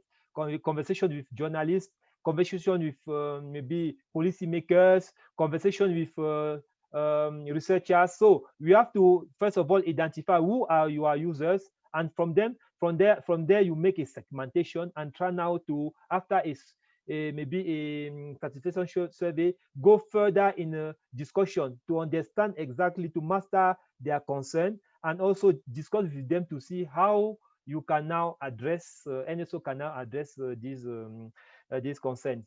Now coming to Philip, of course, the idea is not to transform journalists as to make them statisticians. So you cannot do it.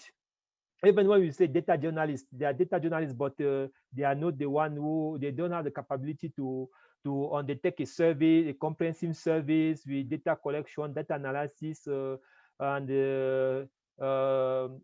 production of final report. But the idea at the end here is to show them how statistical systems work, to tell them that there's no intervention in the way they work, how they collect data, how they process data, how they publish data. So the idea is to bring them on board to participate in some of the activities, mainly the critical one, but also to explain the process in the way that they understand the process. Maybe let me connect this with the question that was highlighted by Samson, to know if the NSO can produce data that is against the government. And then sometimes it's also because we don't communicate what we do.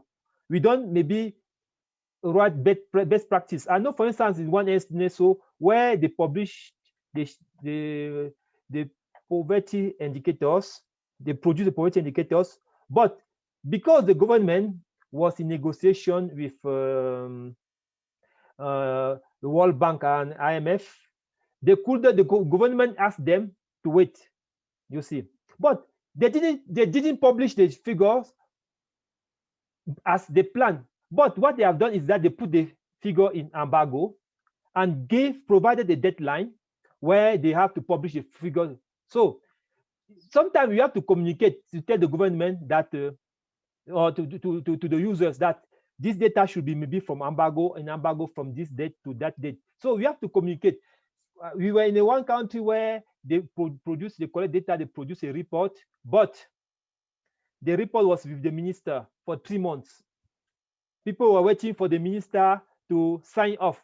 So in such an environment, if it's not the established policy in the country, the media will say that no, you are not independent, of course. So that's why maybe in this we have to establish rules, maybe embed them, bring the journalists to see how our roles are implemented, how it works. So, but of course, the idea behind here also, when we see this this question that was raised by journalists about their trust in official statistics, is to also see how we can establish our own standard, for instance, like standard for data dissemination and the standard for data collection and all this. And if it's already established, you have to put it on our website to tell them this is how we work. Go on the website and see this is how we work. And if there is a problem, come to us, and then we're going to bring you in our office. You can see how we interact with users, during data collection, how we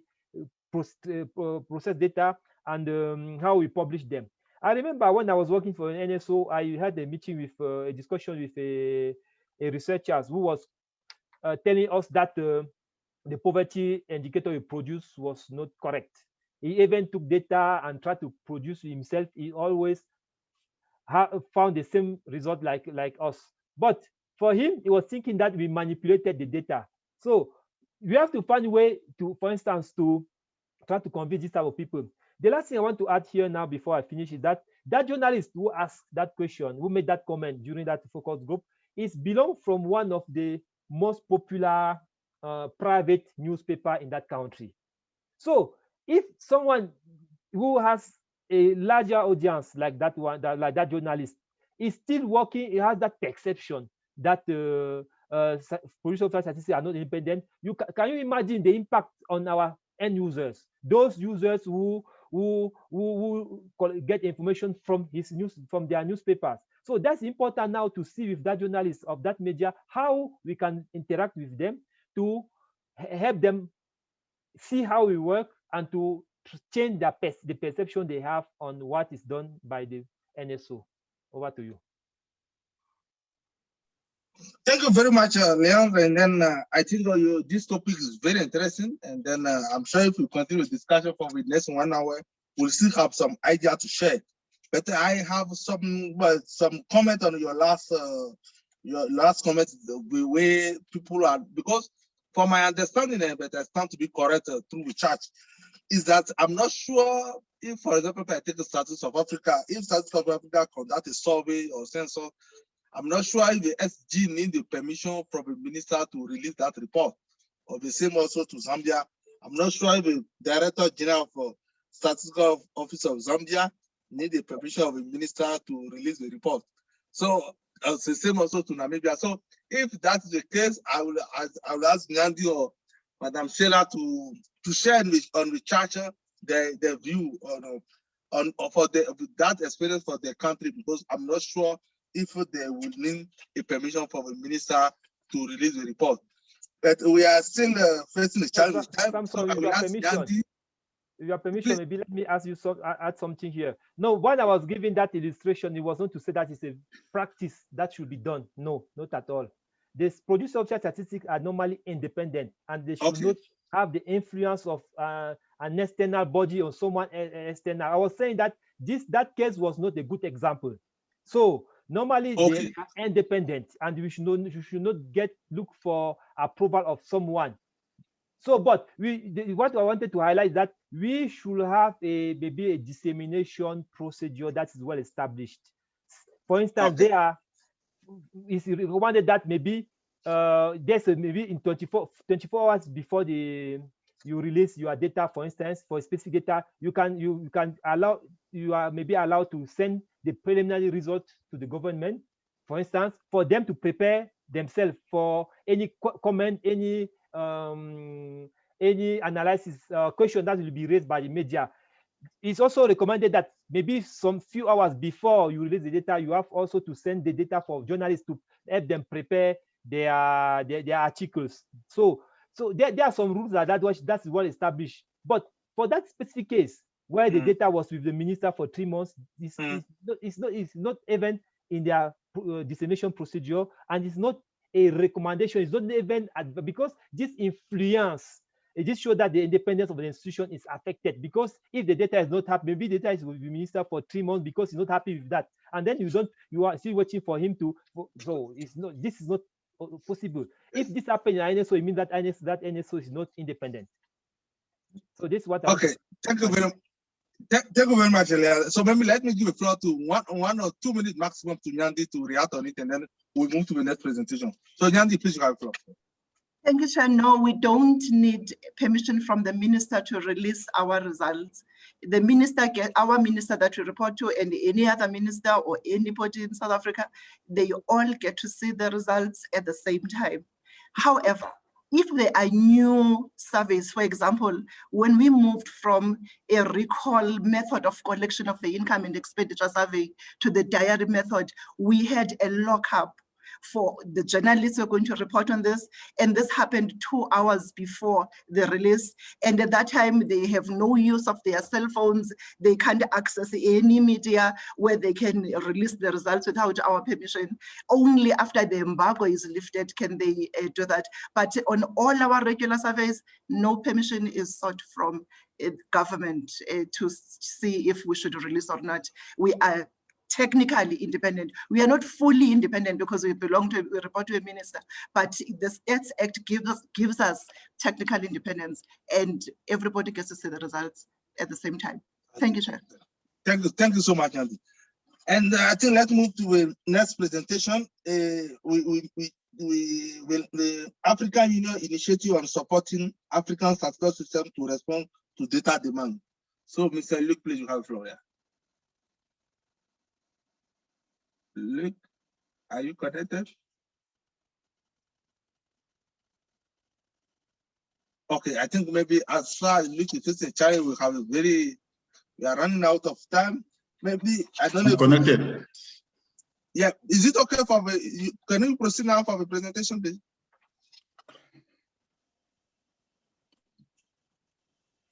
Yes, Samson. Yeah, go ahead, please, Luke. I'm trying to share the.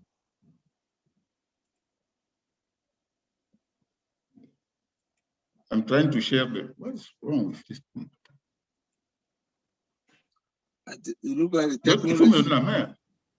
technology is not your side today. Yeah, but I want to share the file. Give me the right. Give me the right to share the file. Elise should have. Elise, did she have the right to share?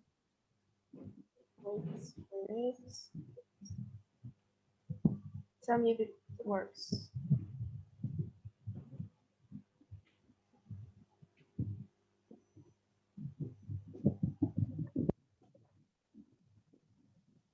It's okay?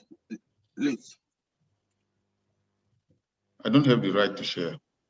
You are co-host, so you should have it. Do you want me to you try are co-host now, so now you should have a right to share. Okay, so let Elise. Okay, Elise, please proceed and share. Yeah, Yep. proceed. No problem.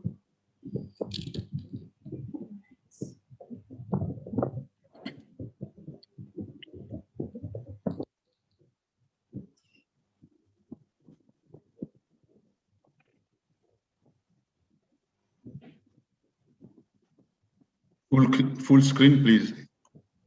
Yep.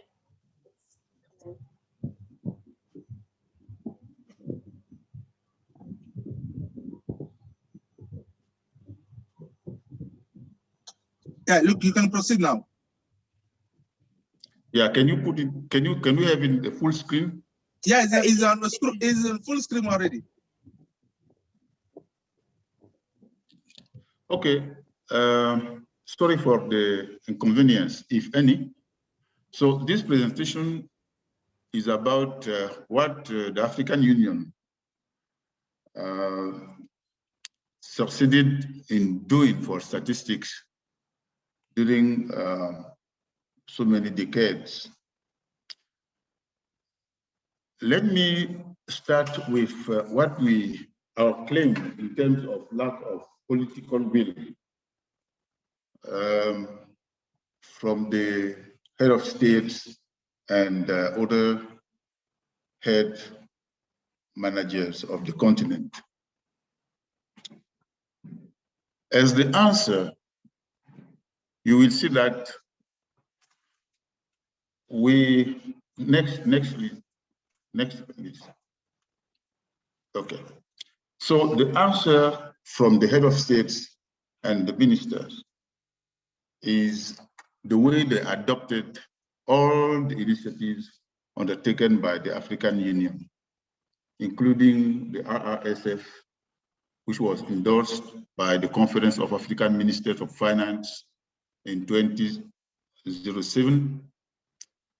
You know very well that this RRSF is, let's say, the father or the grandfather of other initiatives like the Charter. So I will not comment on the overall objectives. I'm sure you know very well. So next, please. The strategic objectives of the RSF are to strengthen advocacy for statistics as a top priority, and among others, carry out the development of data, encourage coordination, collaboration, and partnership, improve statistical infrastructure, develop human capacity, improve the dissemination data, and increase resources and sustainability. Next, please. I was talking about the African Charter on Statistics. It was adopted by the Conference of Head of States and Government of the African Union in Addis Ababa on February 4 in 2009. My understanding is that so far, 22 AU member states have ratified the Charter. But the main issue here that we as statisticians, we should understand is that this is a legal framework for statistics adopted by the head of states and government. This is the key issue that we should draw from the Charter.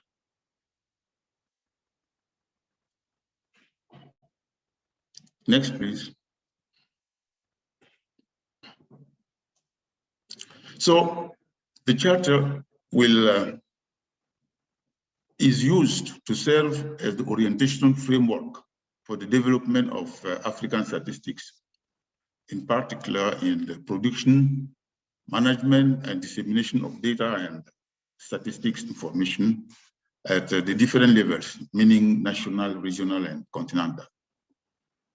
And it also serves for advocacy for the development of statistics. Next, please.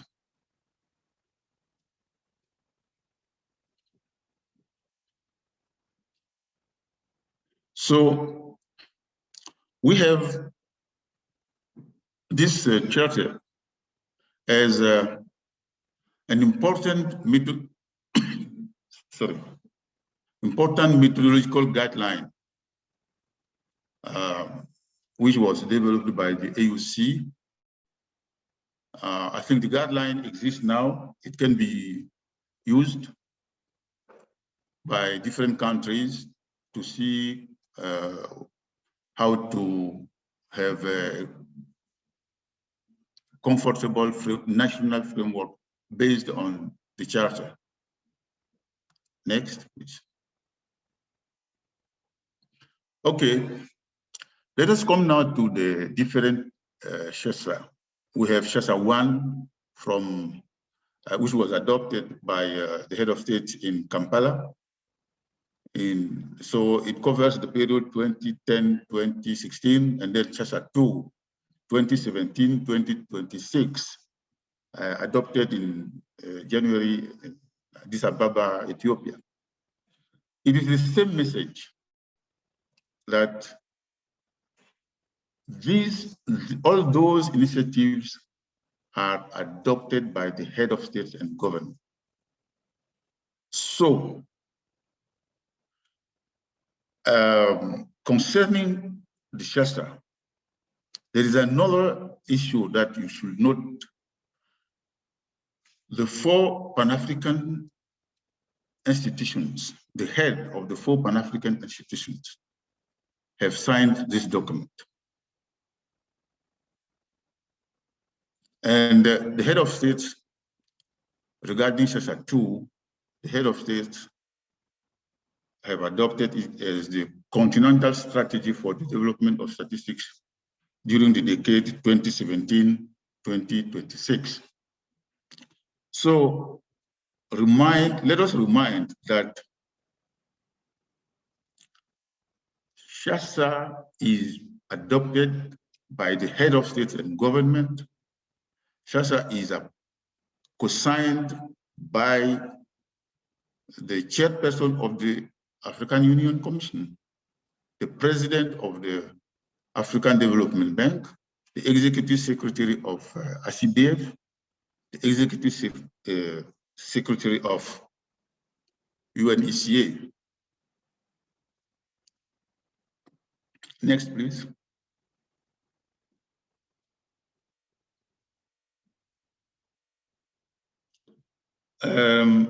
During the statement made by Madam Leila, she was talking about some organs, namely executive committee, which is at the root of the implementation of CHASA 2.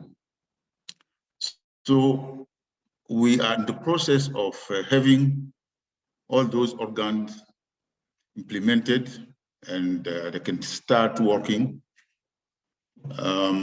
For the governance of CHASA 2, we have executive committee, we have the African Statistical Coordination Committee, the Committee of Director Generals, the Conference of Ministers, the Assembly of the Union. And CHASA 2 is being implemented through RSDS and NSDS. This is very, very important. During the first presentations, it was clearly stated that there is links between CHASA 2 and regional and national strategies. So, in addition to that, we should remind that CHASA 2 is implemented through RSDS at REC level and NSDS at country level. We have 18 specialized technical groups, NSDS being the 18th. We have STATAFRIC and PanStat. I don't know if I can say the younger bodies, statistical bodies, but younger, but now central of the African statistical system. Well, here once again, we have a guideline for mainstreaming SHASA2 into NSDS and RDS. I think we will have a presentation on that. One thing that we should also remind, since 2018, SHASA2 is recognized as at international level as being the continental strategy for the development of statistics as decided by the head of states and government. It means that we have different partners which refer to SHASA2 when building any program for the continent or for different countries. Next, please. Well, you have on the table what you already know. That is the different strategic themes and objectives of SHASA2. We will not comment on that. You have them in SHASA.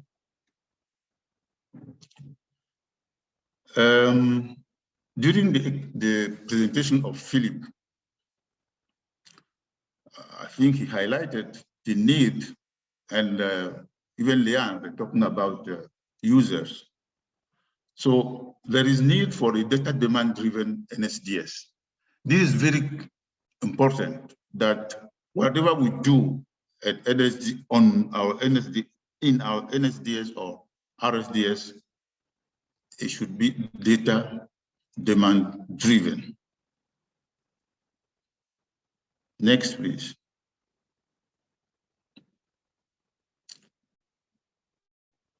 Talking about data demand-driven, we have the Agenda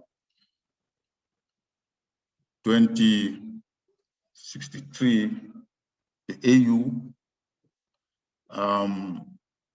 We have the Agenda 2030. We think that we will come up with a well-designed and updated list of indicators somewhere, but it will be based on what the African Union Commission has designed in 2017. I don't know if Elise, you can go on that, or just put the or just present the second document, because this link is related to my, just present the second document.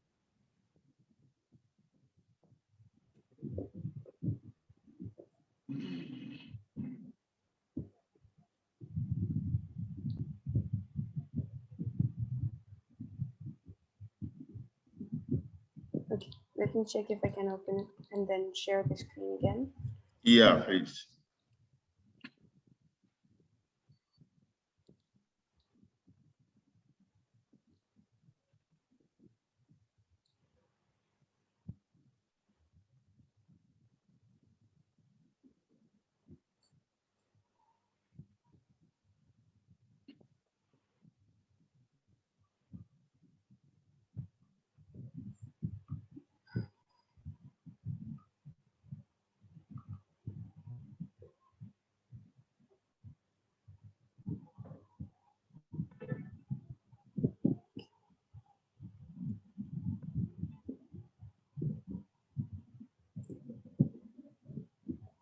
You also send it to me by email, right?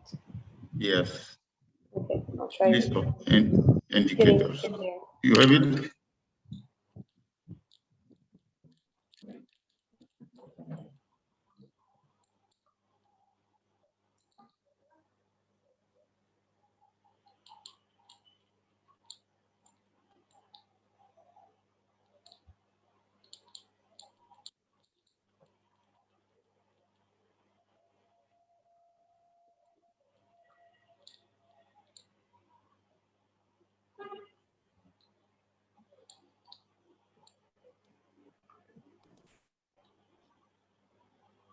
I can share it. Is it this one? It's Yes. charging on my side.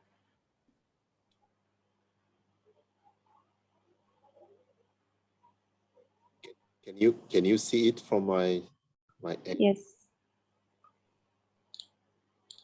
Luke, can you see the file? I mean my screen?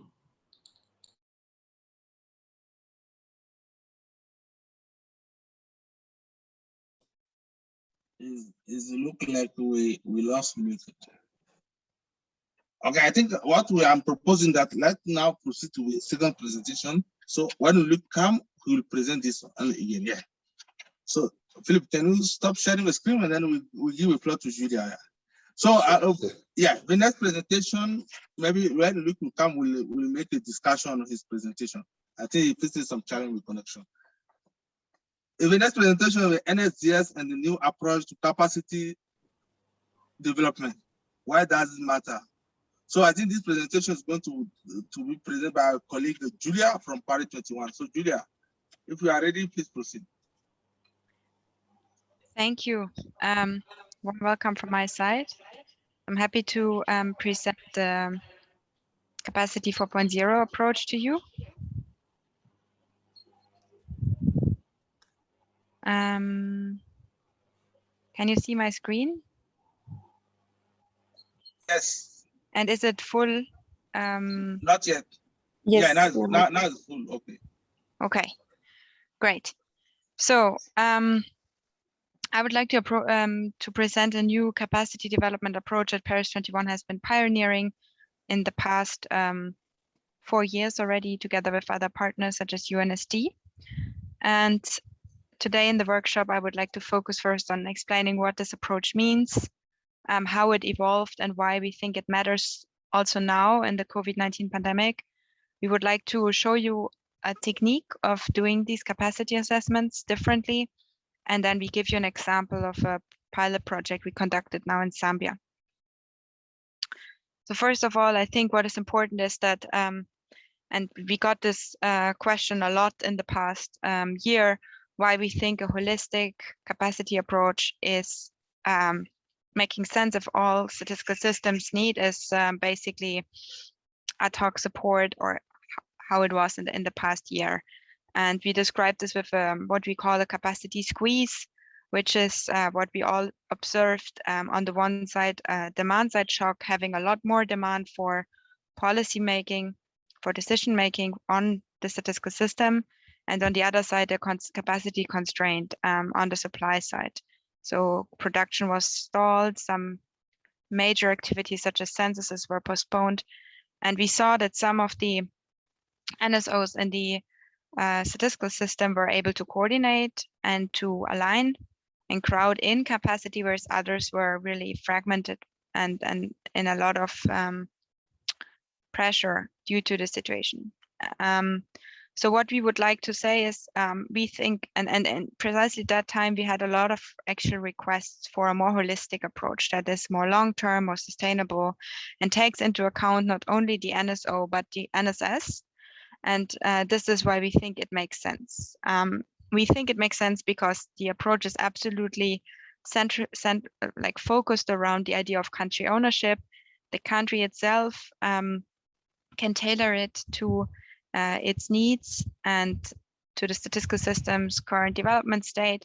It is very holistic in a sense that it doesn't look only at the NSO, but the NSS. And we always make sure, we try to make sure that there's a long-term application to it. So it's not only something that is an ad hoc project and then it's gone, but it's really something that has an institutional strengthening behind it. We define this capacity development 4.0 for that reason as a process through which a country's national statistical system, its organizations and individuals obtain, strengthen, and maintain their abilities to collect, produce, analyze, and disseminate data. And the importance here is that we will look at the system, the organizations, and the individuals, and we also focus very much on the user. As key elements of CD 4.0, we therefore include first this, what I said already, these new stakeholders. So go away from the NSO and take into account representatives of research and academia, the private sector, civil society, the media, and really make sure we access these non-traditional data sources and collaborate with these actors from the very beginning. The second is that it's very much important to focus on the user and move towards service-oriented data delivery as a data steward of the ecosystem, not anymore so much on the production side. And then finally, we think it's important to link different capabilities and capacities in doing those programs. So it goes beyond only technical skills and really integrates management and leadership skills, soft skills such as communications, negotiations in the trainings, if there are some. This is a bit theoretical, but I do think it's very important because this is how we look at capacity development. So we know capacity development can mean a lot of things. We've heard like many people use it, but many people also have different ideas what capacity development actually means. So we have we try to conceptualize it a bit better. So what you see on the right side is an individual, organizational, and system level development, where we look at the individual as an employee, for example, of an organization. The organization can be the NSO, but it could be also an line ministry producing statistics, and the system is really the whole data ecosystem. And then on the left side, you see different targets. So we think on each of the levels, you have different dimensions of capacity. So you can have capacities related to resources, such as budget or legal frameworks. You can have skills and knowledge capabilities. Then you have capacity linked to management, to politics and power, which is more related to the relationship with policymakers, but also coordination inside the system, and incentives, which is what actually the motivation behind on an individual level, for example, for an employee, what is the motivation to produce good environment statistics, for example. This looks very abstract. Maybe it becomes clearer when we go to how we think about it to fill in a bit these categories. So you see again here on the horizontal line, you see the level, individual, organizational, the system level, and then you see the targets down here. And it goes further, but I wanted you to be able to read. And what we call these bullet points that are in each of these categories is called capability. So we think, for example, a legal framework is a capability, or the legal framework gives you a certain capability on the system level, and it's a resource. And it has, and that's, I think, the importance why I wanted to show you this slide, it's very interconnected. So we all know the legal framework is one of the most foundational elements in the national statistical system, but it is, of course, closely linked to statistical production processes, infrastructure. It's also linked to how monitoring and evaluation sometimes happen, or coordination happens in the NSS. And similarly, we know that technical skills, for example, are very much linked to the organizational level. They're also linked to the system level. And by looking at it through this matrix, we usually sit down in the very beginning.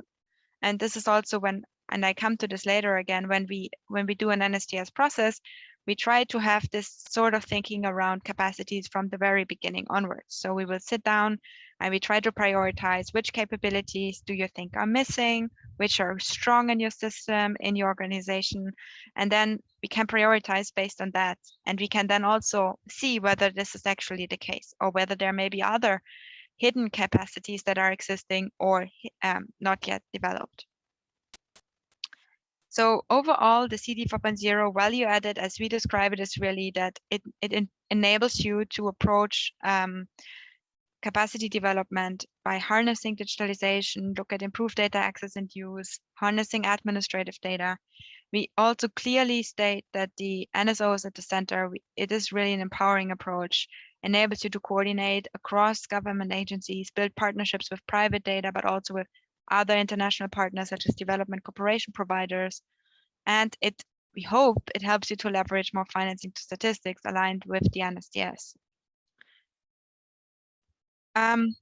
Now we're leaving a bit this kind of theoretical part, and I would like to tell you how we actually do a capacity assessment. So how I usually do it is I already started to explain it, that we we first sit together as part of the NSDS consultations in the beginning, and we prioritize certain capabilities in the matrix. But after we did that, based on these prioritization discussions in the beginning, we have already a holistic questionnaire that is structured along the matrix. So for each of the different boxes you have seen, there are a set of questions. And what we do is we customize it. So it's not that we just use this questionnaire and we plug it on into the NSDS process. No, it's really a customized capacity assessment that is modified together with the key stakeholders, together with the country. And the objective is really to define the key priority areas, because we know it's this multidimensional capacity development, but there are always some leverage points that we can start with. And this is really our idea to try to do this, and then structure also afterwards short, medium, and long-term goals. As I said, the structure of the questionnaire is very much linked to the targets you have seen. So we have sections on resources, we have section on skills and knowledge, on management, on politics and power, and on incentives. And we have different dimensions in the questionnaire. For example, in resources, there will be questions around the legal framework, the strategic planning, funding, coordination, technical resources, and in the management, for example, we have more focus on skills gap, HR strategies, trainings that have been conducted. So it's really important that to see this as a flexible instrument. Then what usually happens is that before we launch the questionnaire, there's extensive desk research on existing legal frameworks, on data mappings, on analysis that have been already done, because it's not the idea to burden the NSO again, or not only the NSO, any of the organizations that intends to do this, but to really make maximum use of efforts that have happened before. And this happens through extensive discussions with the organization, but then also with the wider stakeholder group. Usually to administer this questionnaire, it's really, we recommend an individual follow-up sessions. At times we do bilateral technical discussions with an interview guide to really drill down deep into maybe certain issues that come up through the assessment, and that help the NSO in this case to really closely connect to the other stakeholders in the NSS and build a close-knit network of actors and partners. And the idea is then to have the results presented to the NSO leadership and relevant policymakers in the end. So this efforts then should also be reflected to the hierarchy and really anchored usually in the NSDS process. So that there is a long-term idea. Now, I would like to give you one example, and this is also the last part of my presentation. One example on what we did in just this year in Zambia. In Zambia, we wanted to really understand the user needs of environment statistics. Environment statistics were not very far or very maturely developed, and the idea was to first understand and improve the data planning around environment statistics, and to understand the capacity of SAMSTATS to meet what different users in the NSS, including the private sector, research academia, different line ministries really needed to be operational. And the long-term aspect of this pilot project was that the recommendations of this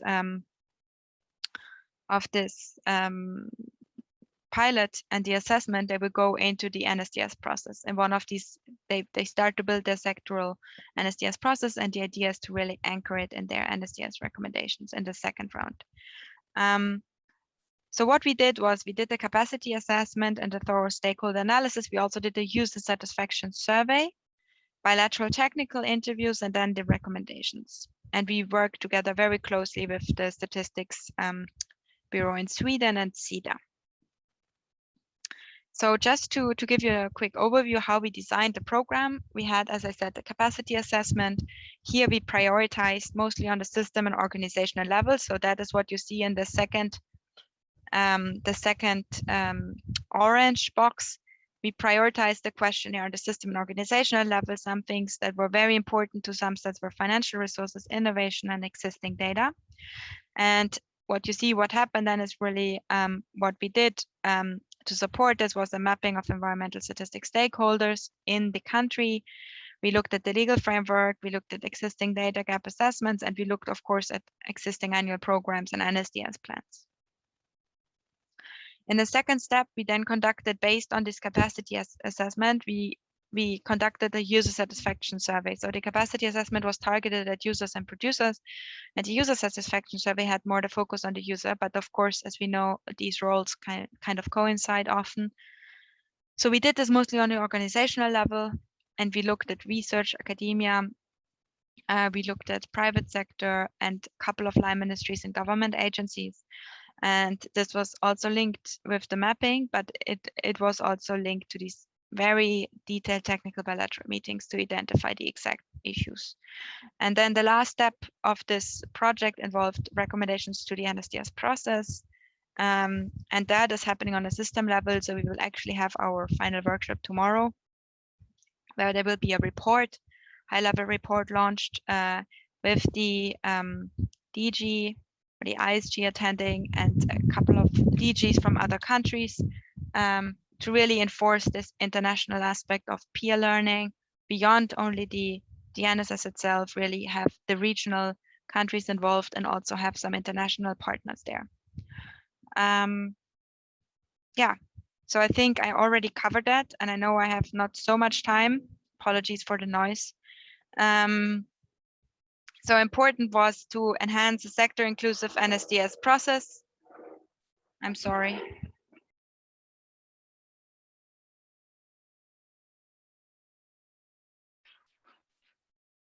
I'm sorry. Then there was this mapping of producers and users.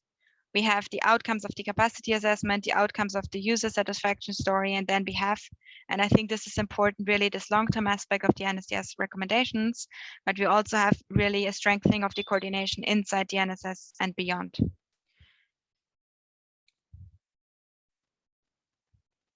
Yeah, and then I would like to leave you here on the last point. So as I said, the CD 4.0 assessments, we usually combine them in the beginning of the NSDS process. What we often find when we do that now in Zambia, but we also did another pilot in the Philippines. I'm happy to show a bit more about that or explain a bit more about that. What we realize is systemic solutions are often already there, but they're not connected. The people have not spoken to each other, and policymakers are actually interested, but they need to access and use what is there. So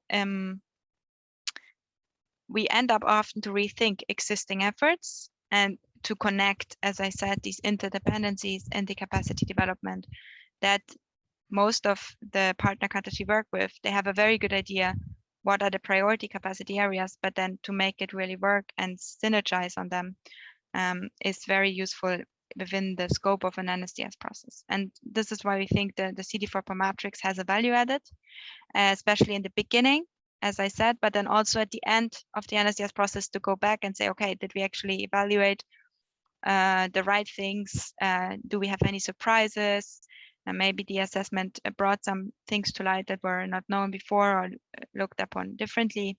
So I think this is what I wanted to share. This is our experience, and I'm happy to take any questions moving forward. Thank you so much.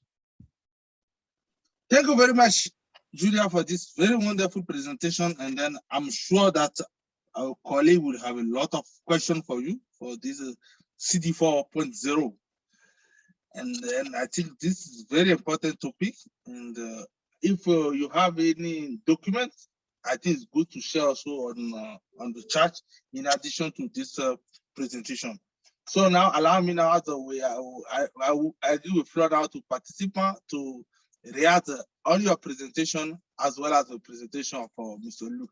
So colleague, please, you have a floor for your comment on this CD 4.0 and the presentation of the African Union initiative on supporting the African statistical system to respond to data demand. So colleague, please, you have a floor.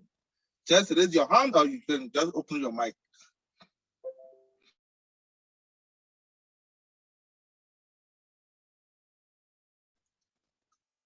So any comment from country or from regional economic community.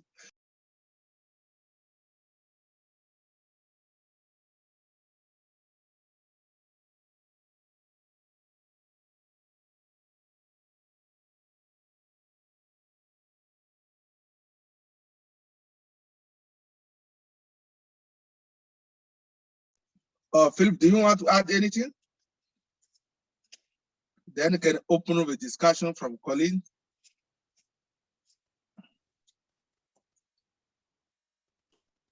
Sure, Samson. Yes, go ahead, Philip. Yeah, thank you very much, Lick and Julia, for your great presentations. I think this is adding value to the previous presentations and trying to link the data users to the data production, but also trying to see how the national statistical systems can be strengthened.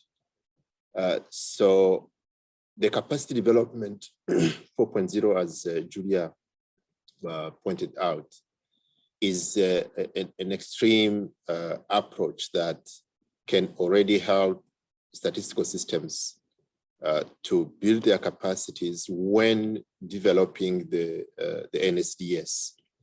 So that's where it is also very important because you link with not only the NSS, but also the data users. And it covers all the areas of the national statistical systems as it has been demonstrated in the presentation of Julia. So it is very brief, of course, and I think maybe we can go further to demonstrate what is it, but it's already a very good introduction. And if there is any need for in-depth presentation, we can organize it in a separate session. So for the initiatives headed by African Union, I think that the SHASA and the Agenda 2063 are already the continental frameworks that can help countries to align also their NSDS so that we avoid duplications sometimes when we just look at the National Development Plans Indicators framework and we don't link it with the continental development framework.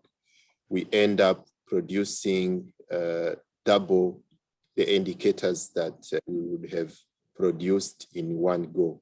So it is very important to harmonize the definitions and try to get one indicator which can fit for all the development indicators agenda or framework.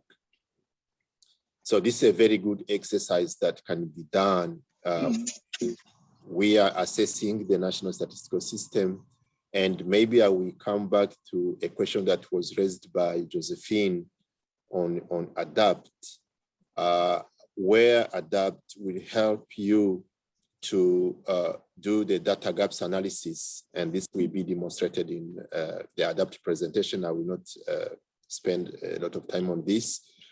And when you analyze the data gaps, you identify the indicators that are demanded from the policy documents and what is provided by the national statistical system and what is missing. So that's where you try to see what are the definitions throughout the chain of demand from the policy documents, subnational, national, regional, continental, and global. And then you ease the work of national statistical systems to produce the indicators that can be used by most of the data demand framework. So maybe, Lick, my question to Lick would be, how do you make sure that we don't duplicate the indicators that are in the Agenda 2016 and 63, sorry, and the Agenda 2030, the SDGs, so that when the country produce an indicator, it will be valid for the National Development Plan, the Agenda 2063, and the Agenda 2030. And maybe a question to Julia would be, this is a very comprehensive capacity development approach. Would you recommend, or how would you recommend national statistical systems and regs to go about it? And what will be the expected tech support in terms of implementing the CD 4.0? Thank you, Chair. Thank you very much, Philip. And maybe I think I will also give the floor to Zambia, because this CD4 was experiment already in Zambia. Maybe I think it's good to hear from Zambia what is the feeling about this CD 4.0. So Sheila or Madam Sheila or anybody from Zimstat, will we be able, or Josephine, do you have any idea of CD4? Please feel free to proceed. Anybody from Zimstat? Stay connected. Thank you, Samson. I think the experience we have has been well elaborated by Julia. And as you know, I think with any process that takes place, the learning takes place alongside the process itself. So it's been a very good learning curve for staff of Zamstats and also partners in Zambia. And I can't overemphasize the importance of this process, especially with the type of topic that was delved into, because environment statistics is one of the areas that actually we have some challenges with. Even when you look at our baseline indicators report for SDGs that we did, the indicators on that are environment related are one of the weak areas where we have some gaps.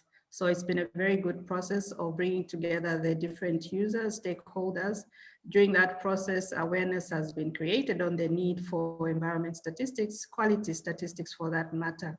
And also the link with the NSDS process has been a key one. And whilst it may not have been established or aligned to the actual process of developing the NSDS2, the second one, which we are doing, we have found room for it, because within the NSDS coordination component, we have different ways of that we want to organize ourselves in terms of linking different sectors with different topics to the NSDS implementation. And environment statistics becomes a critical aspect, which will definitely be part of the planned committees or technical working groups to tackle this area. So it will bring together producers and users, and these are some of the areas that the NSDS2 will aim to achieve. So we are definitely looking forward to how we can still and further strengthen the process that has taken place and take it through the NSDS2 implementation, which is for the period 2021 to 2025. So it's a very good process. Capacities are built along the way during the process through interaction with the partners, not only PARIS21, but with the sister NSO, Statistics Sweden, and also moving forward, I do believe that it will achieve a lot. So indeed, we're looking forward to the dissemination tomorrow of the report. Thank you. Thank you very much, Sheila. And then I think based on what you just said now, I think AU definitely will make sure that in addition to Zambia, other countries experiment also this CD 4.0, of course, together with PARIS21, and then also the regional economic community, ECOWAS, COMESAS, ECAS, and all our sister organization, ECA African Development Bank. So I think now, allow me now to give a floor to Luke. I start with Mr. Luke, and then after I go to Julia to answer to the question and the comment before we close the day. So Luke, you have a floor. Yeah, thank you, Samson. I think it is a very important question raised by Philip. In fact, during the presentation, unfortunately, we could not see the table, but we tried to design link tables. For example, for Agenda 2063 and Agenda 2030, you have a link table between indicators. And also, if you go inside the current SHASA, you will find a table of correspondence between the three agenda, that is the 2063, the AFDB 10-year plan, and the Agenda 2030. So the idea is to really try to reduce the burden of work on national statistical systems, so that when they work on a different indicator, that can be used for other agenda, including the national plan. So one work for at least 2 to 3 or 4 uses. Thank you. Thank you so much. Look, Julia, you have a floor, please. Thank you, Samson, and thank you, Sheila, as well. It's great to hear from you. Yeah, I can only agree. So I think to link that directly to what Philip asked, I think it's very crucial. So in Zambia's case, it wasn't linked from the beginning to the NSDS process. It was then late because it had already started when we approached and discussed possibilities, but it could be anchored, as Sheila said, through the coordination pillar of the second round of NSDS, and we hope it will support SAMSTATS in building the sectoral NSDS further in the future rounds. That's what we hope together to achieve. About how to go about the CD 4.0 process, I think what is important, and you will see this also on the NSDS lifecycle and on the new NSDS guidelines website. In general, if there are different ways of applying the CD 4.0, and I think it depends on ambition, it depends on capacity, and also need of the country. But I think one is to say, if an NSDS is started right from a new NSDS is started, then it should be ideally used right in the beginning of the NSDS process when there are the stakeholder consultations, and you will see this on the guidelines website as well, where we recommend the specific instrument, the questionnaire can be downloaded from there, etc. And then again at the end. So this is kind of can be built into the NSDS process. I think it is more complicated or different if, for example, and we had those requests, if there's only a certain area or sector that should be developed, or for example, we had requests on digitalization in the NSO, NSS, then I think the scope has to be adapted, and then it has to be a discussion first around where the CD 4.0 approach can be fit or can be linked to an institutional process that is already ongoing in the NSDS. So I think to say the first thing how to go about as an NSO is to, of course, reach out to us, to discuss with us what is good, and to make sure there are some certain institutional processes where this can be linked to. And it really much depends. And then on the terms of implementation, what we usually prefer is, I mean, there are several rounds of, usually what we did now in the 2 projects is there are for sure 2 stakeholder meetings, one in the beginning, one in the end, with different scopes. There's the assessment. We usually work with a local consultant that should be, I mean, decided by the NSO. So it will not be us prescribing the implementation method, but what we usually do is to have really a consultant or a support on the ground.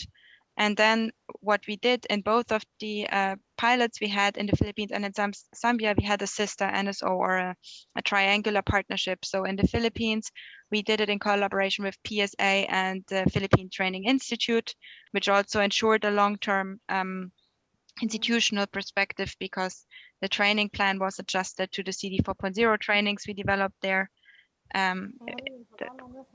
And in Zambia, we worked, as Sheila said, with Statistics Sweden, and we're also supported by SIDA. And in both of the projects we implemented, there was an emphasis at the end on having this peer learning, or kind of creating a community that goes beyond the national borders. So in the final workshop, for example, in the Philippine case, there were the Maldives attending, and there were wide range of stakeholders on the national level. And in Zambia, we will also have DGs from Lesotho and Gambia attending, and some international organizations. So we really hope this gives a bit of an idea how we go about the implementation. But I think Sheila wants to come in again. And I stop here, and I'm happy to discuss these things bilaterally again. Thank you, Julia. So I think let's give the floor to Sheila, because I'm sure she wants to react and give some additional information. So Sheila, please, you have the floor, man.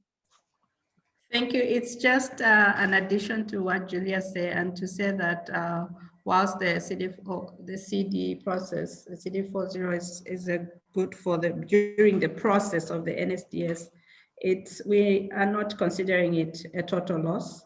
Like you know, developing of the NSDS, whilst it's a process of over at least 15, 18 months, I think, according to the recommendations of PARIS21. What's crucial, I think, for any key document like this one, having a product that the NSDS, is the implementation of this process, the product. So we are embracing the recommendations from this process that we have into the implementation process of the NSDS, which has got a 5-year span. So that's still a lot of good. I thought I should just clarify that is not for the next NSDS round, but we will utilize the recommendations during the implementation of the NSDS2, which will commence this year. Okay, thank you very much. I think maybe my last question to Julia is that, what's the process if a country want to implement that CD 4.0? What is the process? If you or Philip can give a brief guidance to the country, because it's good that we select Zambia, but we have 55 member states of the EU, so Zambia is only one. So what's the process?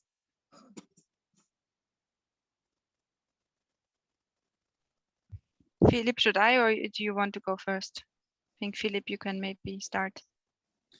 Thank you very much. Thanks, Samson. The process is actually good for any country and NSS that wants to apply it, and we are available for any training or any support to apply this. And as Sheila said, you can apply it when you are developing or revising your NSDS, but you can also apply it just to know what you require to strengthen your national statistical capacities when you are implementing your NSDS. So you can apply it in any case. So if any country wants to assess its capacity with a more wider approach, to go from the systemic, institutional, and individual across the levels to the targets that Julia has presented already, we are happy to to go further. And if there is any demand in terms of training, that's fine, we can do it. If there is any interest in applying it, we are also happy to collaborate as usual under a partnership that we already have with STATAFRIC and UNECA and African Development Bank and other stakeholders as well to support countries. So we are happy to continue discussions even beyond this workshop. So Julia, if you'd like to add something, please go ahead. No, I think I can only confirm that this is the way to go, and then we can assess together what is feasible. I'm happy. Yeah, we're looking forward to that. Okay, thank you very much, colleague. And then it has been a long day, 3-hour training on Zoom is not easy. But tomorrow we'll continue again. We came to the end of today, this module 1, which is understanding of data demand and the need for NSDS in modern data ecosystem. So tomorrow we'll start again at 9 a.m. GMT. Now it depends where you are. If you are in Addis Ababa, it will be 12 noon. So I think we'll start with module 2, which will give you overview on the NSDS process. So let it be with us tomorrow at 9, and tomorrow my colleague Leandro will be the facilitator of the session. We'll hear from, we'll have again a presentation on the CD4. We have also the mainstream of Shasa 2 into NSDS, and then we'll hear the country experience. So thank you very much, colleagues, to attending this today training session. Very good. I don't know if Philip want to add anything before we conclude. So Philip, go over to you. Thank you, Samson. Just saying big thank you to all participants, and just confirm that you will use the same link. Please just use the same link and join 10 minutes before time so that we can start on time, as we did today, of course. And we have 3 hours as we did today.